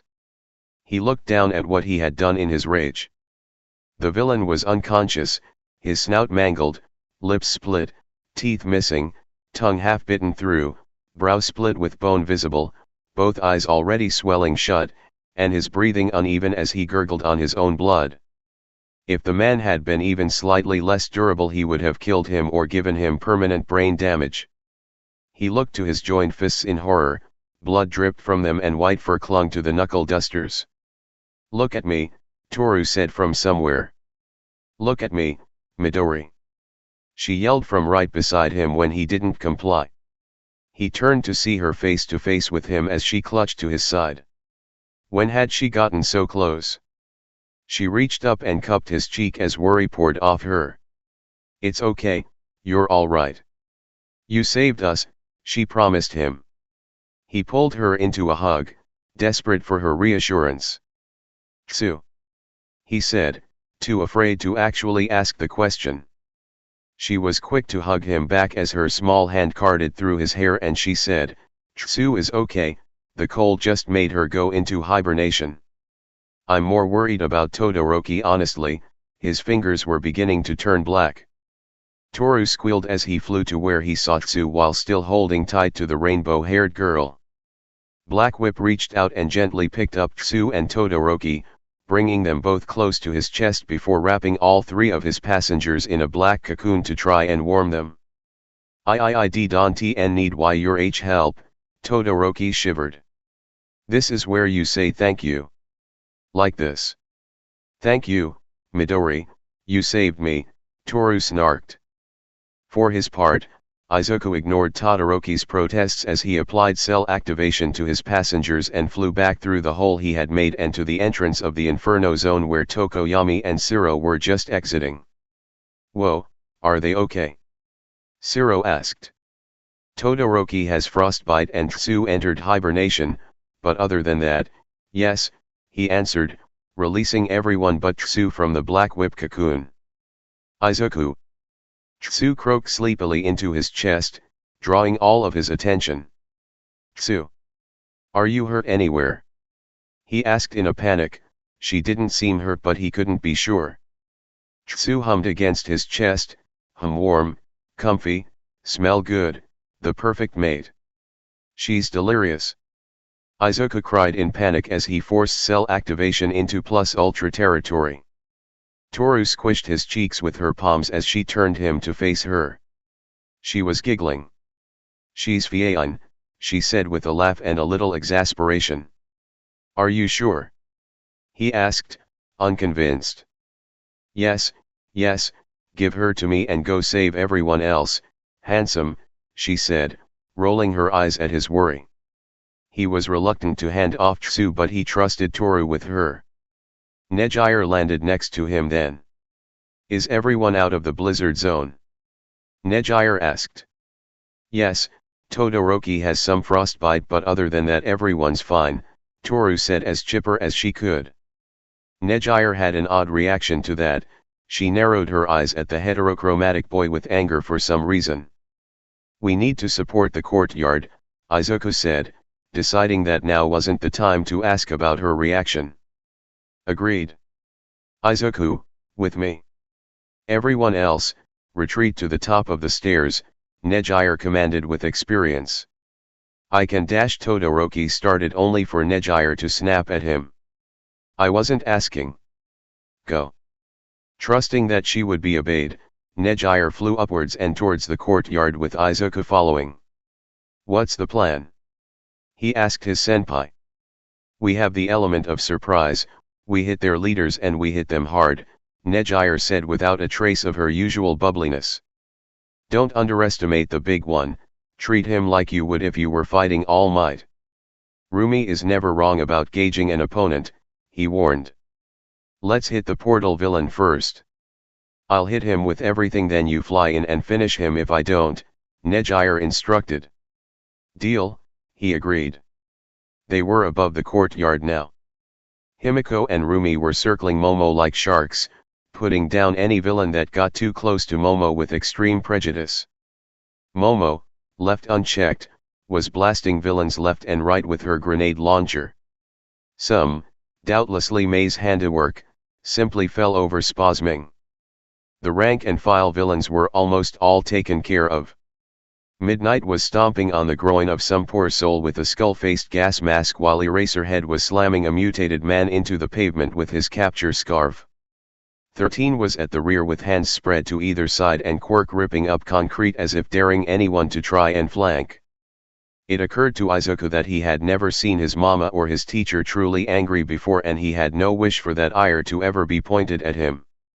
Nejire fired her quirk at full power down at the portal villain.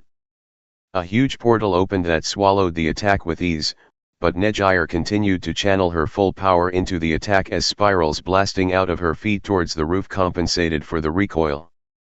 "That won't work a second dash," the gaseous man said.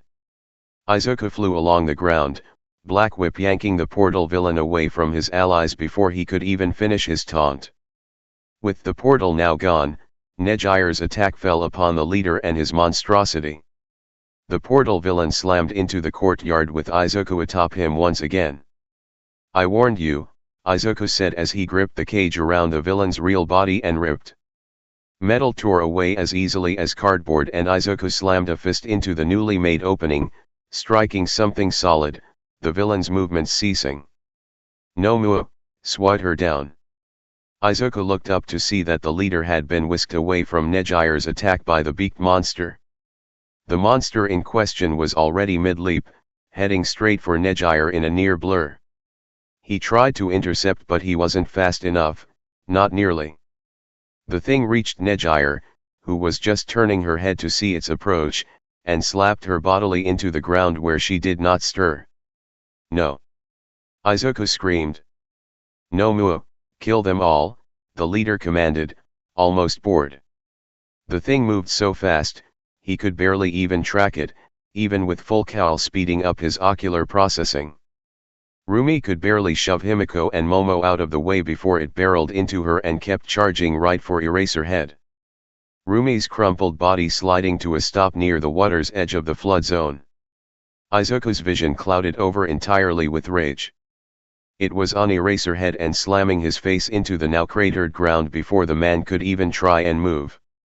It lifted his teacher's face from the ground, intent on finishing the job when May's bullet struck it, causing its muscles to spasm and giving Midnight enough time to surround its head in her quirk. Too far to help with that split-second fight, Izuku launched himself for the leader. There was a sonic boom as he broke the sound barrier, his fist cocked. He struck with such tremendous force that nearby unconscious villains were swept away in the resulting gust. Nomu stared down at him with lidless eyes. The thing was not only able to withstand Midnight's gas but also move quick enough to intercept a supersonic attack aimed for its master. Worst of all, it looked as if it had received no damage whatsoever. It reached for his face. Danger sense triggered. Time slowed. Faster, he had to be faster. Stronger, he had to be stronger. He subconsciously pushed Black Cowl to 100% and Black Whip past its limits to create claws as well as his exomusculature. Viridian energy no longer arced off of him but through the faux muscles like blood through veins. The monster looked as if it were moving through molasses now. The monster pulled back a bleeding stump where its hand had once sat. He watched as the hand began to quickly reform. This thing was that strong, and was capable of regeneration? The next thing he knew, Himiko wearing Rumi's form was nearby and licking the creature's blood off the ground. "Why don't you pick on someone your own size?" she yelled as her shape began to change. The grey mud-like substance exploded off her as she screamed and clutched at her head in immense pain, her screams silenced as the pain overwhelmed her and she fell to the ground. Izuku lost all conscious thought then. The thing swung for him again and again, only to pull away bleeding stumps again and again. He could feel himself slowing for some reason though. His body wasn't responding like it should. That's when enough conscious thought invaded his mind to realize he was destroying every bone in his body, keeping Black Cowl at 100% even if he couldn't feel it. His exomusculature was the only thing keeping him together and moving. He could hear shouting and bullets whizzing past, unable to reach their mark through the gale force winds caused by the fight. At the rate he was slowing down, the thing would land a hit that he knew he couldn't take. Then it would rip apart everyone else. His mama and mom, girlfriends, his friends, his teacher. He called on cell activation to work harder, to keep him fighting for longer. It heeded his call. His entire body glowed with a green aura as he felt his body beginning to respond more dutifully. It still wasn't enough, he was still slowing even if it wasn't at such a rate. Out of the corner of his eye, he could see Hitachi on the sidelines fumbling with dials on his mask. "Nomu, Incapacitate yourself. The villain leader seemed to say despite his lips not moving. Without an instant of hesitation, Nomu reached up with a newly regrown hand and squished its own brain between its fingers as easily as someone might squash a grape. Cheater! The leader screeched. The monster began to slump forward dead, but Izuku couldn't bring himself to care, his adrenaline pumping and his rage unsated. He was on the shrieking man-child far faster than the villain seemed to anticipate, but still able to reach a hand for his face at the last second regardless. Izuku grabbed the outstretched arm by the wrist and squeezed hard enough that he could hear the bones in the man's forearm click together before they splintered in his grasp. A portal opened behind the man as he screeched in pain and tried pulling his arm away with the aid of the other. Shigaraki! We must retreat. The voice of that thrice-damned portal villain said as the portal began to sweep forward to encapsulate Shigaraki. That name felt familiar. Impossible. The voice of Shigaraki Yoichi screamed in his head. Kill him. The first yelled. Kill him. The amalgamation of every Vestige's voice began screaming over and over again in his mind. Izuku yanked on Shigaraki's shattered wrist, not about to let him escape. Kill. The Vestiges roared inside him as the man began to be pulled out of the portal. Izuku reared back his free hand, claws extended, ready to plunge into the man's chest the instant it came within view. The portal swept forward again and closed on Shigaraki's wrist, severing it. No. The Vestiges screamed in outrage as Shigaraki escaped. A thunderous crash sounded from above him as natural light entered the USJ for the first time. He could hear faculty shouting from the top of the stairs. All Might landed right in front of him, steam pouring off him just like when he had first met him on that rooftop. He looked as exhausted as Izuku suddenly felt. His head was pounding and it felt like every nerve ending was on fire. Izuku let the severed hand drop as his body and quirk finally gave out. Young Midoriya! All Might yelled in worry as Izuku collapsed into unconsciousness. When the doom music kicks in. Izuku's fighting style is partially inspired by Omni-Man. When Izuku's canon ability to hold back on humans is influenced by Rumi and Himiko, it becomes significantly more violent. The warning might have been sent off earlier, but the faculty were still a 30-minute bus ride away and All Might was dealing with villains all over the place that Shigi had planned to keep him away. If you can't remember, Yoichi introduced himself as Shigaraki Yoichi in the second chapter. Let me know what you think. What was your favorite part? What can I improve on? Holy shit. I know this is gonna be 18 plus, but damn, I forgot about. I read this soon already, and that part was still graphic as fuck. If you guys definitely, you better be hoping you better. Let's continue now. Chapter 18.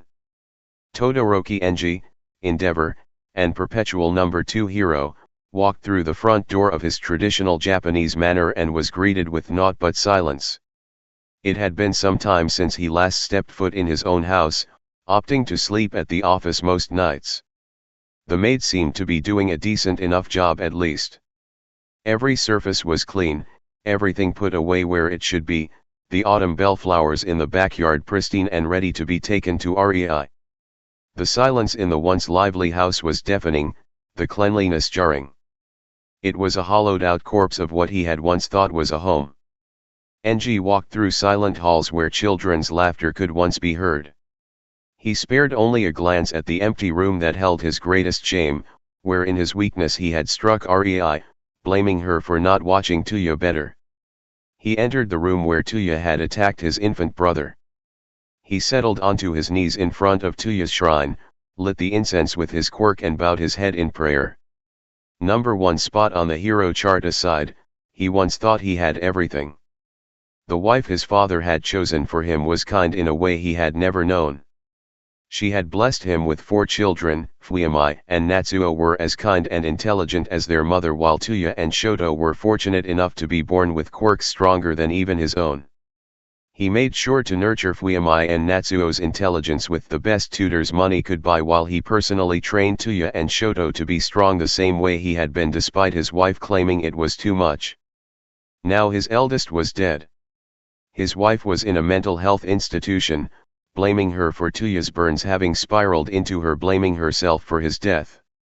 Natsuo had been away at university for 3 years and refused to answer his calls or visit. Fuyamai didn't let him attend her wedding and hadn't let him even see his grandchildren. Shoto had just recently gone to UA and wasn't answering any of his phone calls either. He was taught from a young age that strength was the only measure of a person's worth, the only thing that mattered in life. He knew he was strong, so why did food taste like ash? Why did no amount of cases closed bring satisfaction? Perhaps when he finally eclipsed All Might as the number one would he be happy. The vibration of his phone broke him from his thoughts. It was the rat. What? He answered curtly, annoyed that he had gotten his hopes up that it was one of his kids. There's been an attack. Shoto's been dash, Nizu said. The rat continued to talk, but he couldn't make out the words over the dam ringing in his ears. Would he break his promise to Rei once more? Would a parent be forced to bury their child once again? He didn't think he could bear that, not again. Izuku startled awake, thrashing through water. He slowly realized he was only in the shallow surf of a black sand beach. He barely recognized it as one for all's mental landscape. The once placid waters were now gently lapping at the sand while a multicolor sun blazed overhead. Where the island had once been barren, it was now lush with tropical plants. In the center of the island was a beautiful beach house with Nana sitting on the stairs leading up to the deck where the others were shouting at each other. What happened to this place? Izuku asked as he approached Nana. It changed after you evolved one for all. It's pretty awesome actually, it's like I'm on a permanent vacation, Nana said around a smile that didn't quite reach her eyes. Well, I'm glad you aren't just marooned anymore, but what happened back there? Why was I so ready to kill that man? I think his name was Shigaraki. Isn't that Yoichi's surname? Izuku asked. Nana let out a sigh, but before she said anything the other Vestiges approached, some sitting on the stairs with Nana, some leaning on the deck railing. Yoichi sat at the bottom step and grabbed a handful of sand. You remember correctly, Shigaraki is indeed my surname, but I never had children. My brother, All for One, was my only relative and he wiped our family name from history. It can only mean one thing: if someone is claiming to be a Shigaraki, my brother is sending a message. Either he is still alive or he has left this new Shigaraki to take his place. It's the only explanation for his name and that creature having multiple quirks. You said he was dead, that All Might killed him. Izuku said, shocked that anyone could survive if All Might had killing intent. We thought he was, he may still be, but we can no longer be sure, Anne said. Okay, but why was I so ready to kill? Izuku asked. The previous holders were frustratingly silent. He caught Nana's eye. Please, I don't want to kill villains, they deserve a chance to change. Is something wrong with me? When I was about to tear that man's heart out, it felt like the only course of action.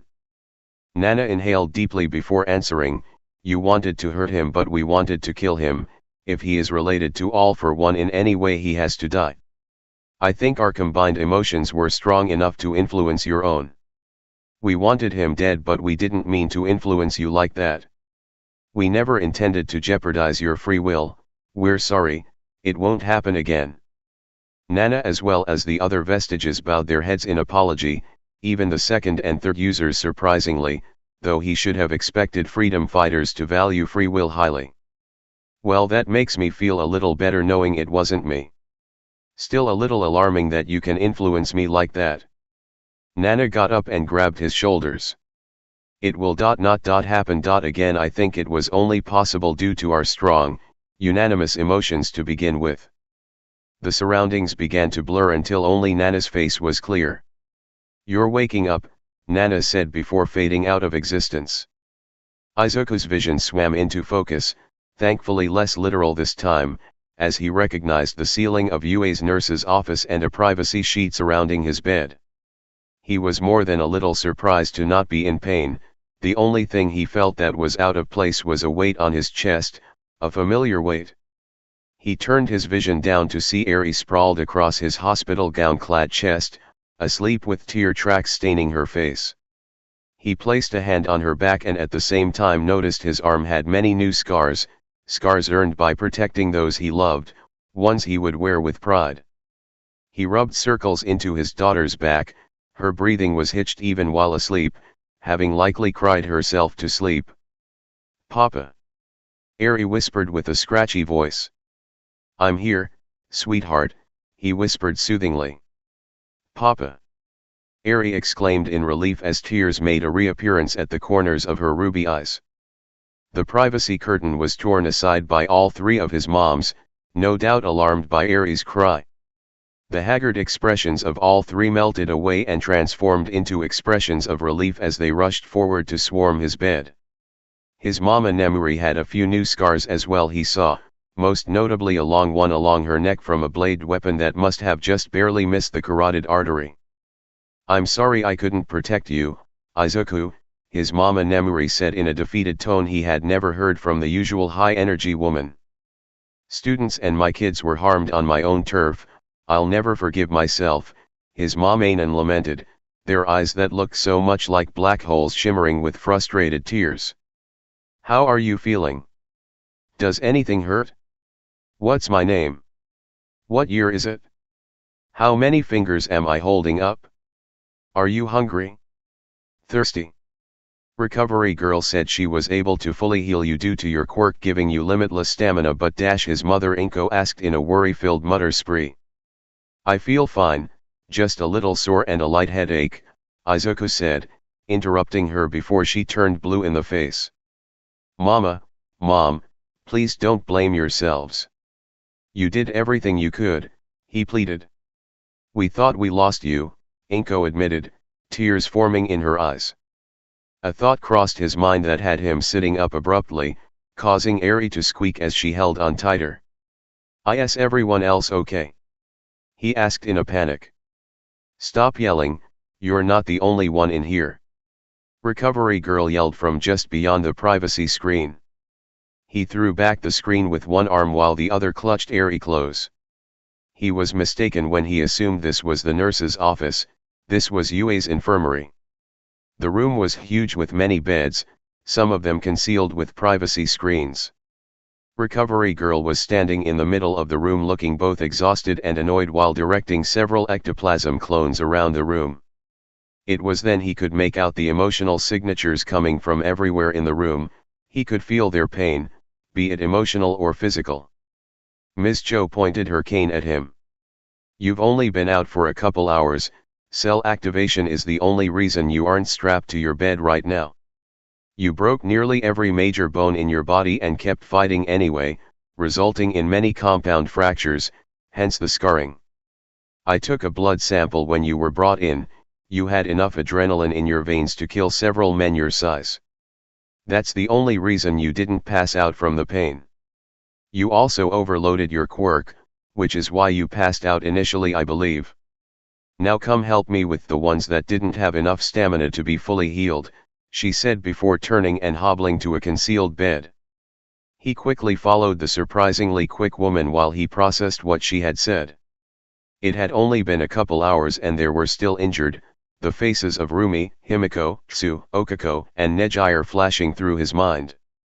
Cho led him to a privacy screen, where he could hear a child's voice on the other side. They entered to see two people at the side of the bed who he recognized but couldn't place. Nejire lay unmoving save for the uneven rise and fall of her chest.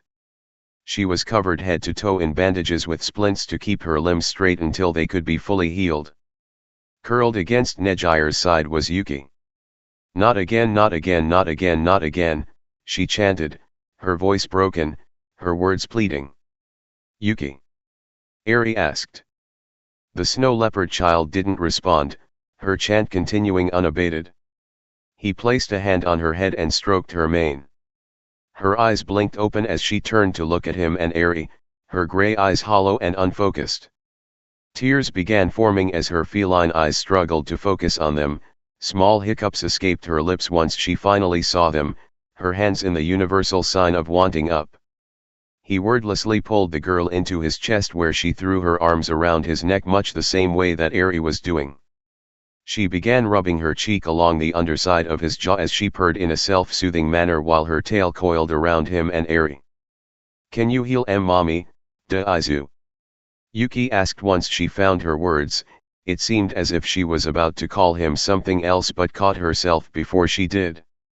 "Of course, don't you worry, Yuki," Izuku said, trying to lift her spirits without using empathy.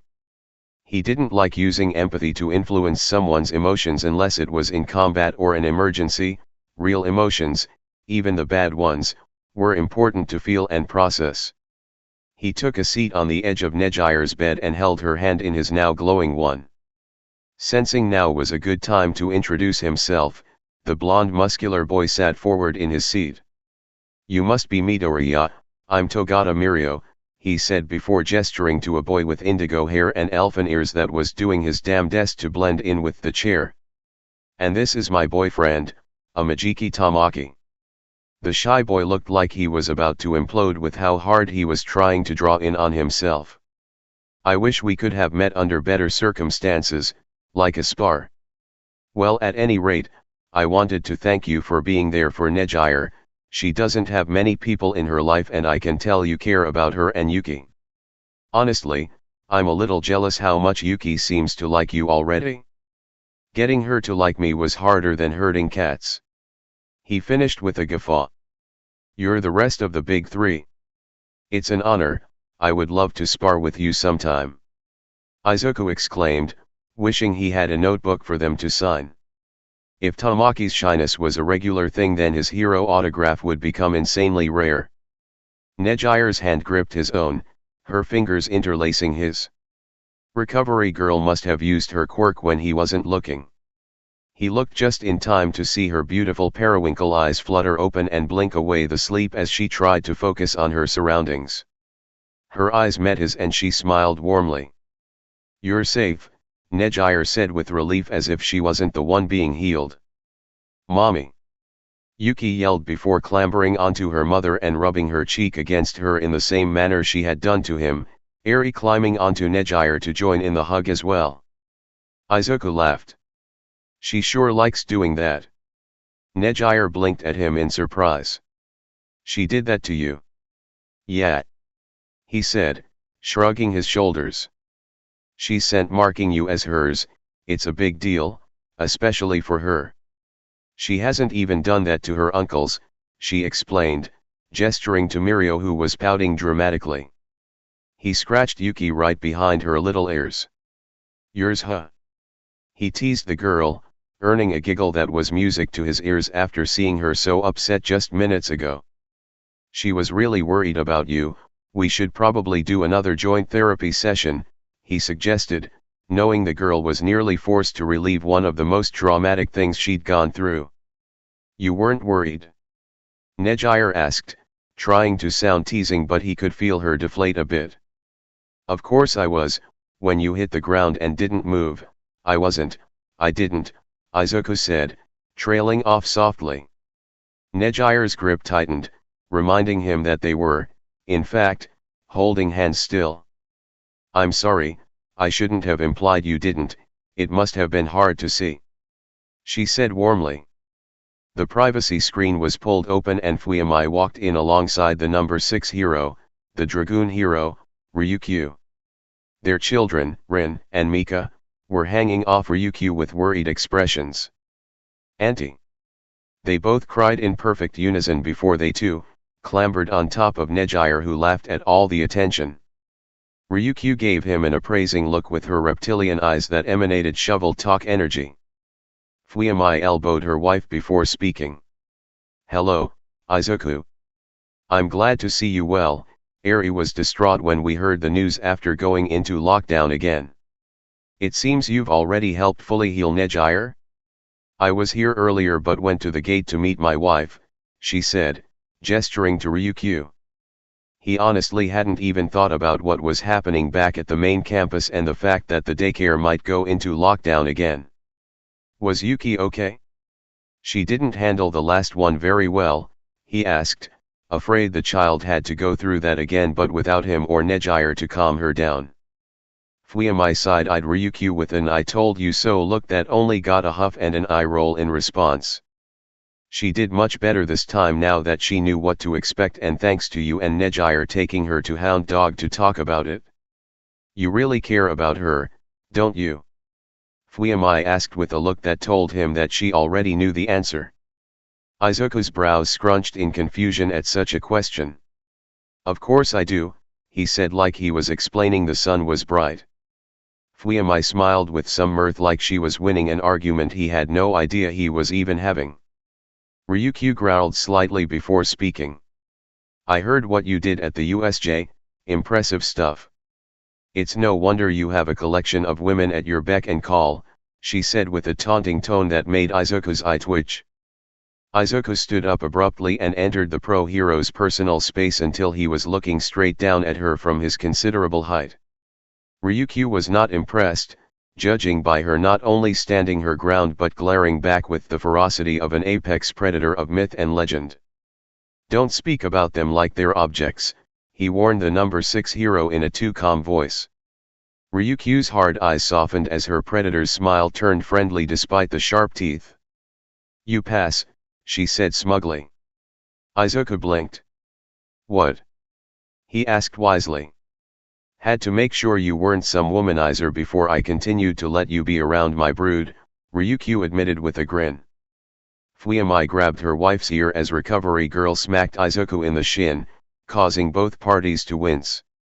I told you to be nice. Fuyami somehow managed to sing-song a threat into her wife's captive ear. We got more patience, come on, Recovery Girl ordered as she led the way. Eri hopped off the bed and grabbed his hand as they followed the woman to the next bed. My legs are only a little broken, it's fine. Rumi's unmistakable voice argued from behind the curtain. Stay in the damn bed you little shit. Mr. Oguro's stern voice argued back as they entered. I got her, Mei said as she held Rumi in a half-suplex with her power armor. Now to most Mei would appear unfazed, but thanks to empathy he could see her inner turmoil as plain as day and she was barely keeping it together. Rumi was attempting to get out of the bed despite both her legs being splinted along with one of her arms while her adoptive father and girlfriend were trying to force her back into the bed without exacerbating her injuries. Mamas! Eri cried excitedly as she ran up to the bed, dragging Izuku with her. Rumi let out a defeated sigh as she fell back onto the bed with barely a wince despite her injuries. She looked at him with narrowed eyes as Mei scooped up Eri and began tossing her gently into the air. Hey! How come you're allowed to be up already? They said you were worse than me. Rumi demanded not a little petulantly. It's not my fault that my cell activation works in perfect tandem with Recovery Girl's quirk, he said with a grin that he knew would piss her off. Judging by the vein on her forehead, it worked. Then hurry up and heal me so I can kick your, she turned to make sure Eri was giggling too much to hear and continued, fucking ass. He rolled his eyes and sat on the bed, his glowing hands tracing her new scars decorating her legs and arm. I was worried about you too, when that thing hit you, he admitted quietly. They said if you didn't have cell activation you would have died, Rumi said with a small hitch in her voice. All done, Recovery Girl said, cutting in. Woo! Rumi yelled as she tore the dressings off and leapt out of bed. Mr. Oguro approached him and placed a weathered hand on his shoulder. Thank you, son. They're saying that the villain that hurt her had multiple quirks, is that true? Definitely, it had strength and speed on par with all might, regeneration like I've never seen, and was able to take a hit from me like it was nothing, probably some kind of impact reduction, Izuku said. Mr. Oguro looked like he had seen a ghost. It deeply unsettled Izuku to see the expression on the usually gruff man's face. You said it was fast. Do you think it had a super speed quirk? Like O'Clock's, if you remember him. Mr. Oguro asked, seeming to fear the answer for some reason. Izuku hummed in thought. He certainly remembered the high-speed hero, Ochaco, who had retired in his prime with no warning or explanation. The hero was unrivaled when it came to speed, even by All Might. I don't think so, I think its speed was just a result of its strength enhancement, he answered after a second of deliberation. Color returned to Mr. Oguro's face as he released a breath he had been holding. Good, good, he said, patting Izuku on the shoulder. Thanks again, I wouldn't survive losing another daughter, he whispered as he walked towards Eri, trademark grin plastered on his face once again. Izuku couldn't even imagine what the man had gone through when he lost his daughter to the villain Queen Bee. Even the thought of losing Eri or even Yuki despite her not being his made his mind go to dark places. Grandpa Knuckles! Eri yelled as May lowered her to the ground and let her rush the old man. How's my favorite pipsqueak? Mr. Oguro asked, Izuku gasping in mock hurt. Izuku approached May with Rumi. You okay? He asked. I didn't get hurt, May said a little too quickly. Come on, May. I can tell you're not all right, he pleaded. Please talk to us, Rumi pleaded as well. May's visor slapped shut. If Ochaco didn't have the grapple, she would have died. If Tsu didn't have the dart gun, they might have all died from what I heard. I should have made her a climate control suite for her suit. Ochaco needs more ranged options. I could have done more, I could have made more, I should dash. All right, enough of that, Rumi ordered, her foot slapping the floor in irritation. You're worth more than what you can give, May. You saved lives with your babies, be proud of that, Izuku tried. I guess, May said, not sounding entirely convinced. May, he said, worried for her mental state. I'll let you off the hood for now, but we're talking later with Hound Dog, Rumi said, ending the conversation there. May's mom came tripping through the privacy screen. I'm here. Come on, whippersnapper. Recovery girl said, waving her cane at him threateningly. Where's my hug, kid? Rumi asked Eri as he followed recovery girl. The instant he passed the threshold of the next privacy screen he was grabbed by large hands and all but dragged to the bedside. Hurry up and heal her. Vlad King all but yelled into his ear as he manhandled Izuku. Too loud, Himiko grumbled on the bed and she held her head in her hands. Sorry. Her father yelled again, causing her to wince again. Izuku sat on the bed and began undoing Himiko's messy buns, both his hands glowing with cell activation as he did so. Izuku? They said you were in rough shape, Himiko asked as her eyes fluttered close in pleasure. I got better, he said with a smirk. Smart ass, Himiko said with a toothy grin. What happened to you? You drank that thing's blood and just started screaming in pain, Izuku asked. They said I suffered a quirk burnout, same as you.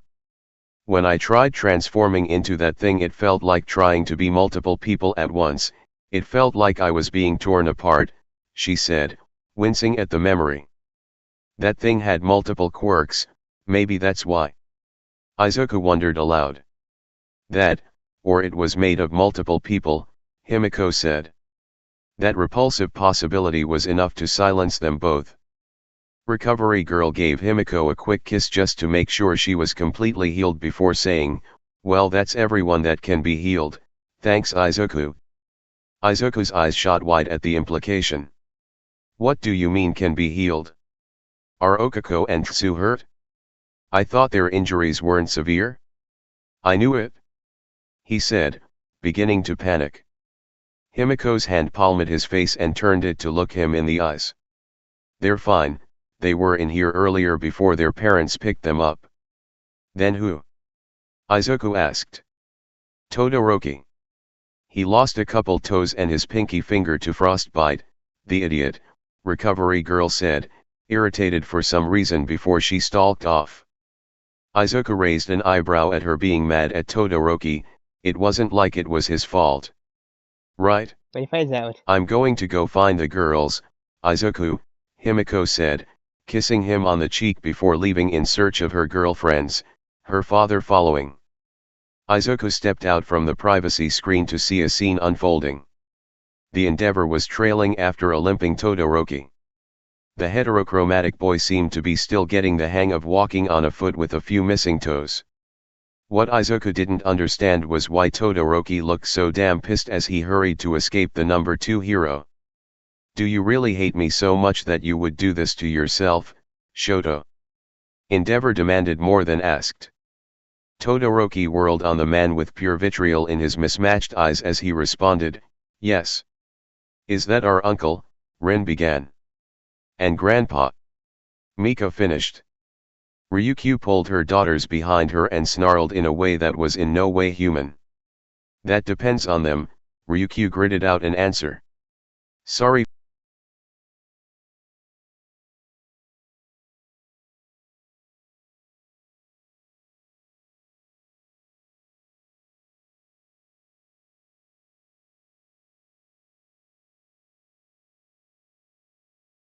Let's continue.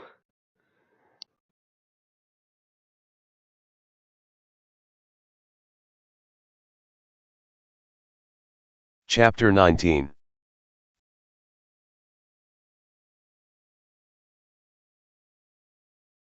Oh, we have to continue because of where the fuck the chapter ended. That depends on them, Ryukyu gritted out, her twin daughters looking back and forth between Todoroki and Endeavor.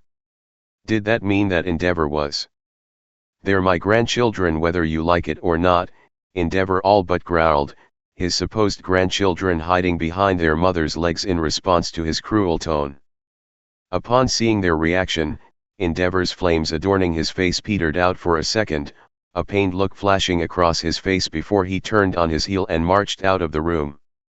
Shoto, for his part, just stared at the little girls while a million emotions poured off him too fast to discern. What do I have to do? Shoto asked seriously, confused but brimming with hope. Fuyamai held her hand over her mouth as she was barely able to choke back a sob. Ryukyu walked up to the boy and placed a hand on his shoulder. First, pack a bag. You're staying with us for the weekend, she ordered not unkindly. It was Sunday, 2 days after the USJ incident as the news was calling it, and most of the class was still staying with their parents. Izuku understood, but he wished he could see for himself that everyone was safe. Sure, Ochaco and Tsuyu were keeping in touch, but it just wasn't the same. Man, what's happening there? Currently,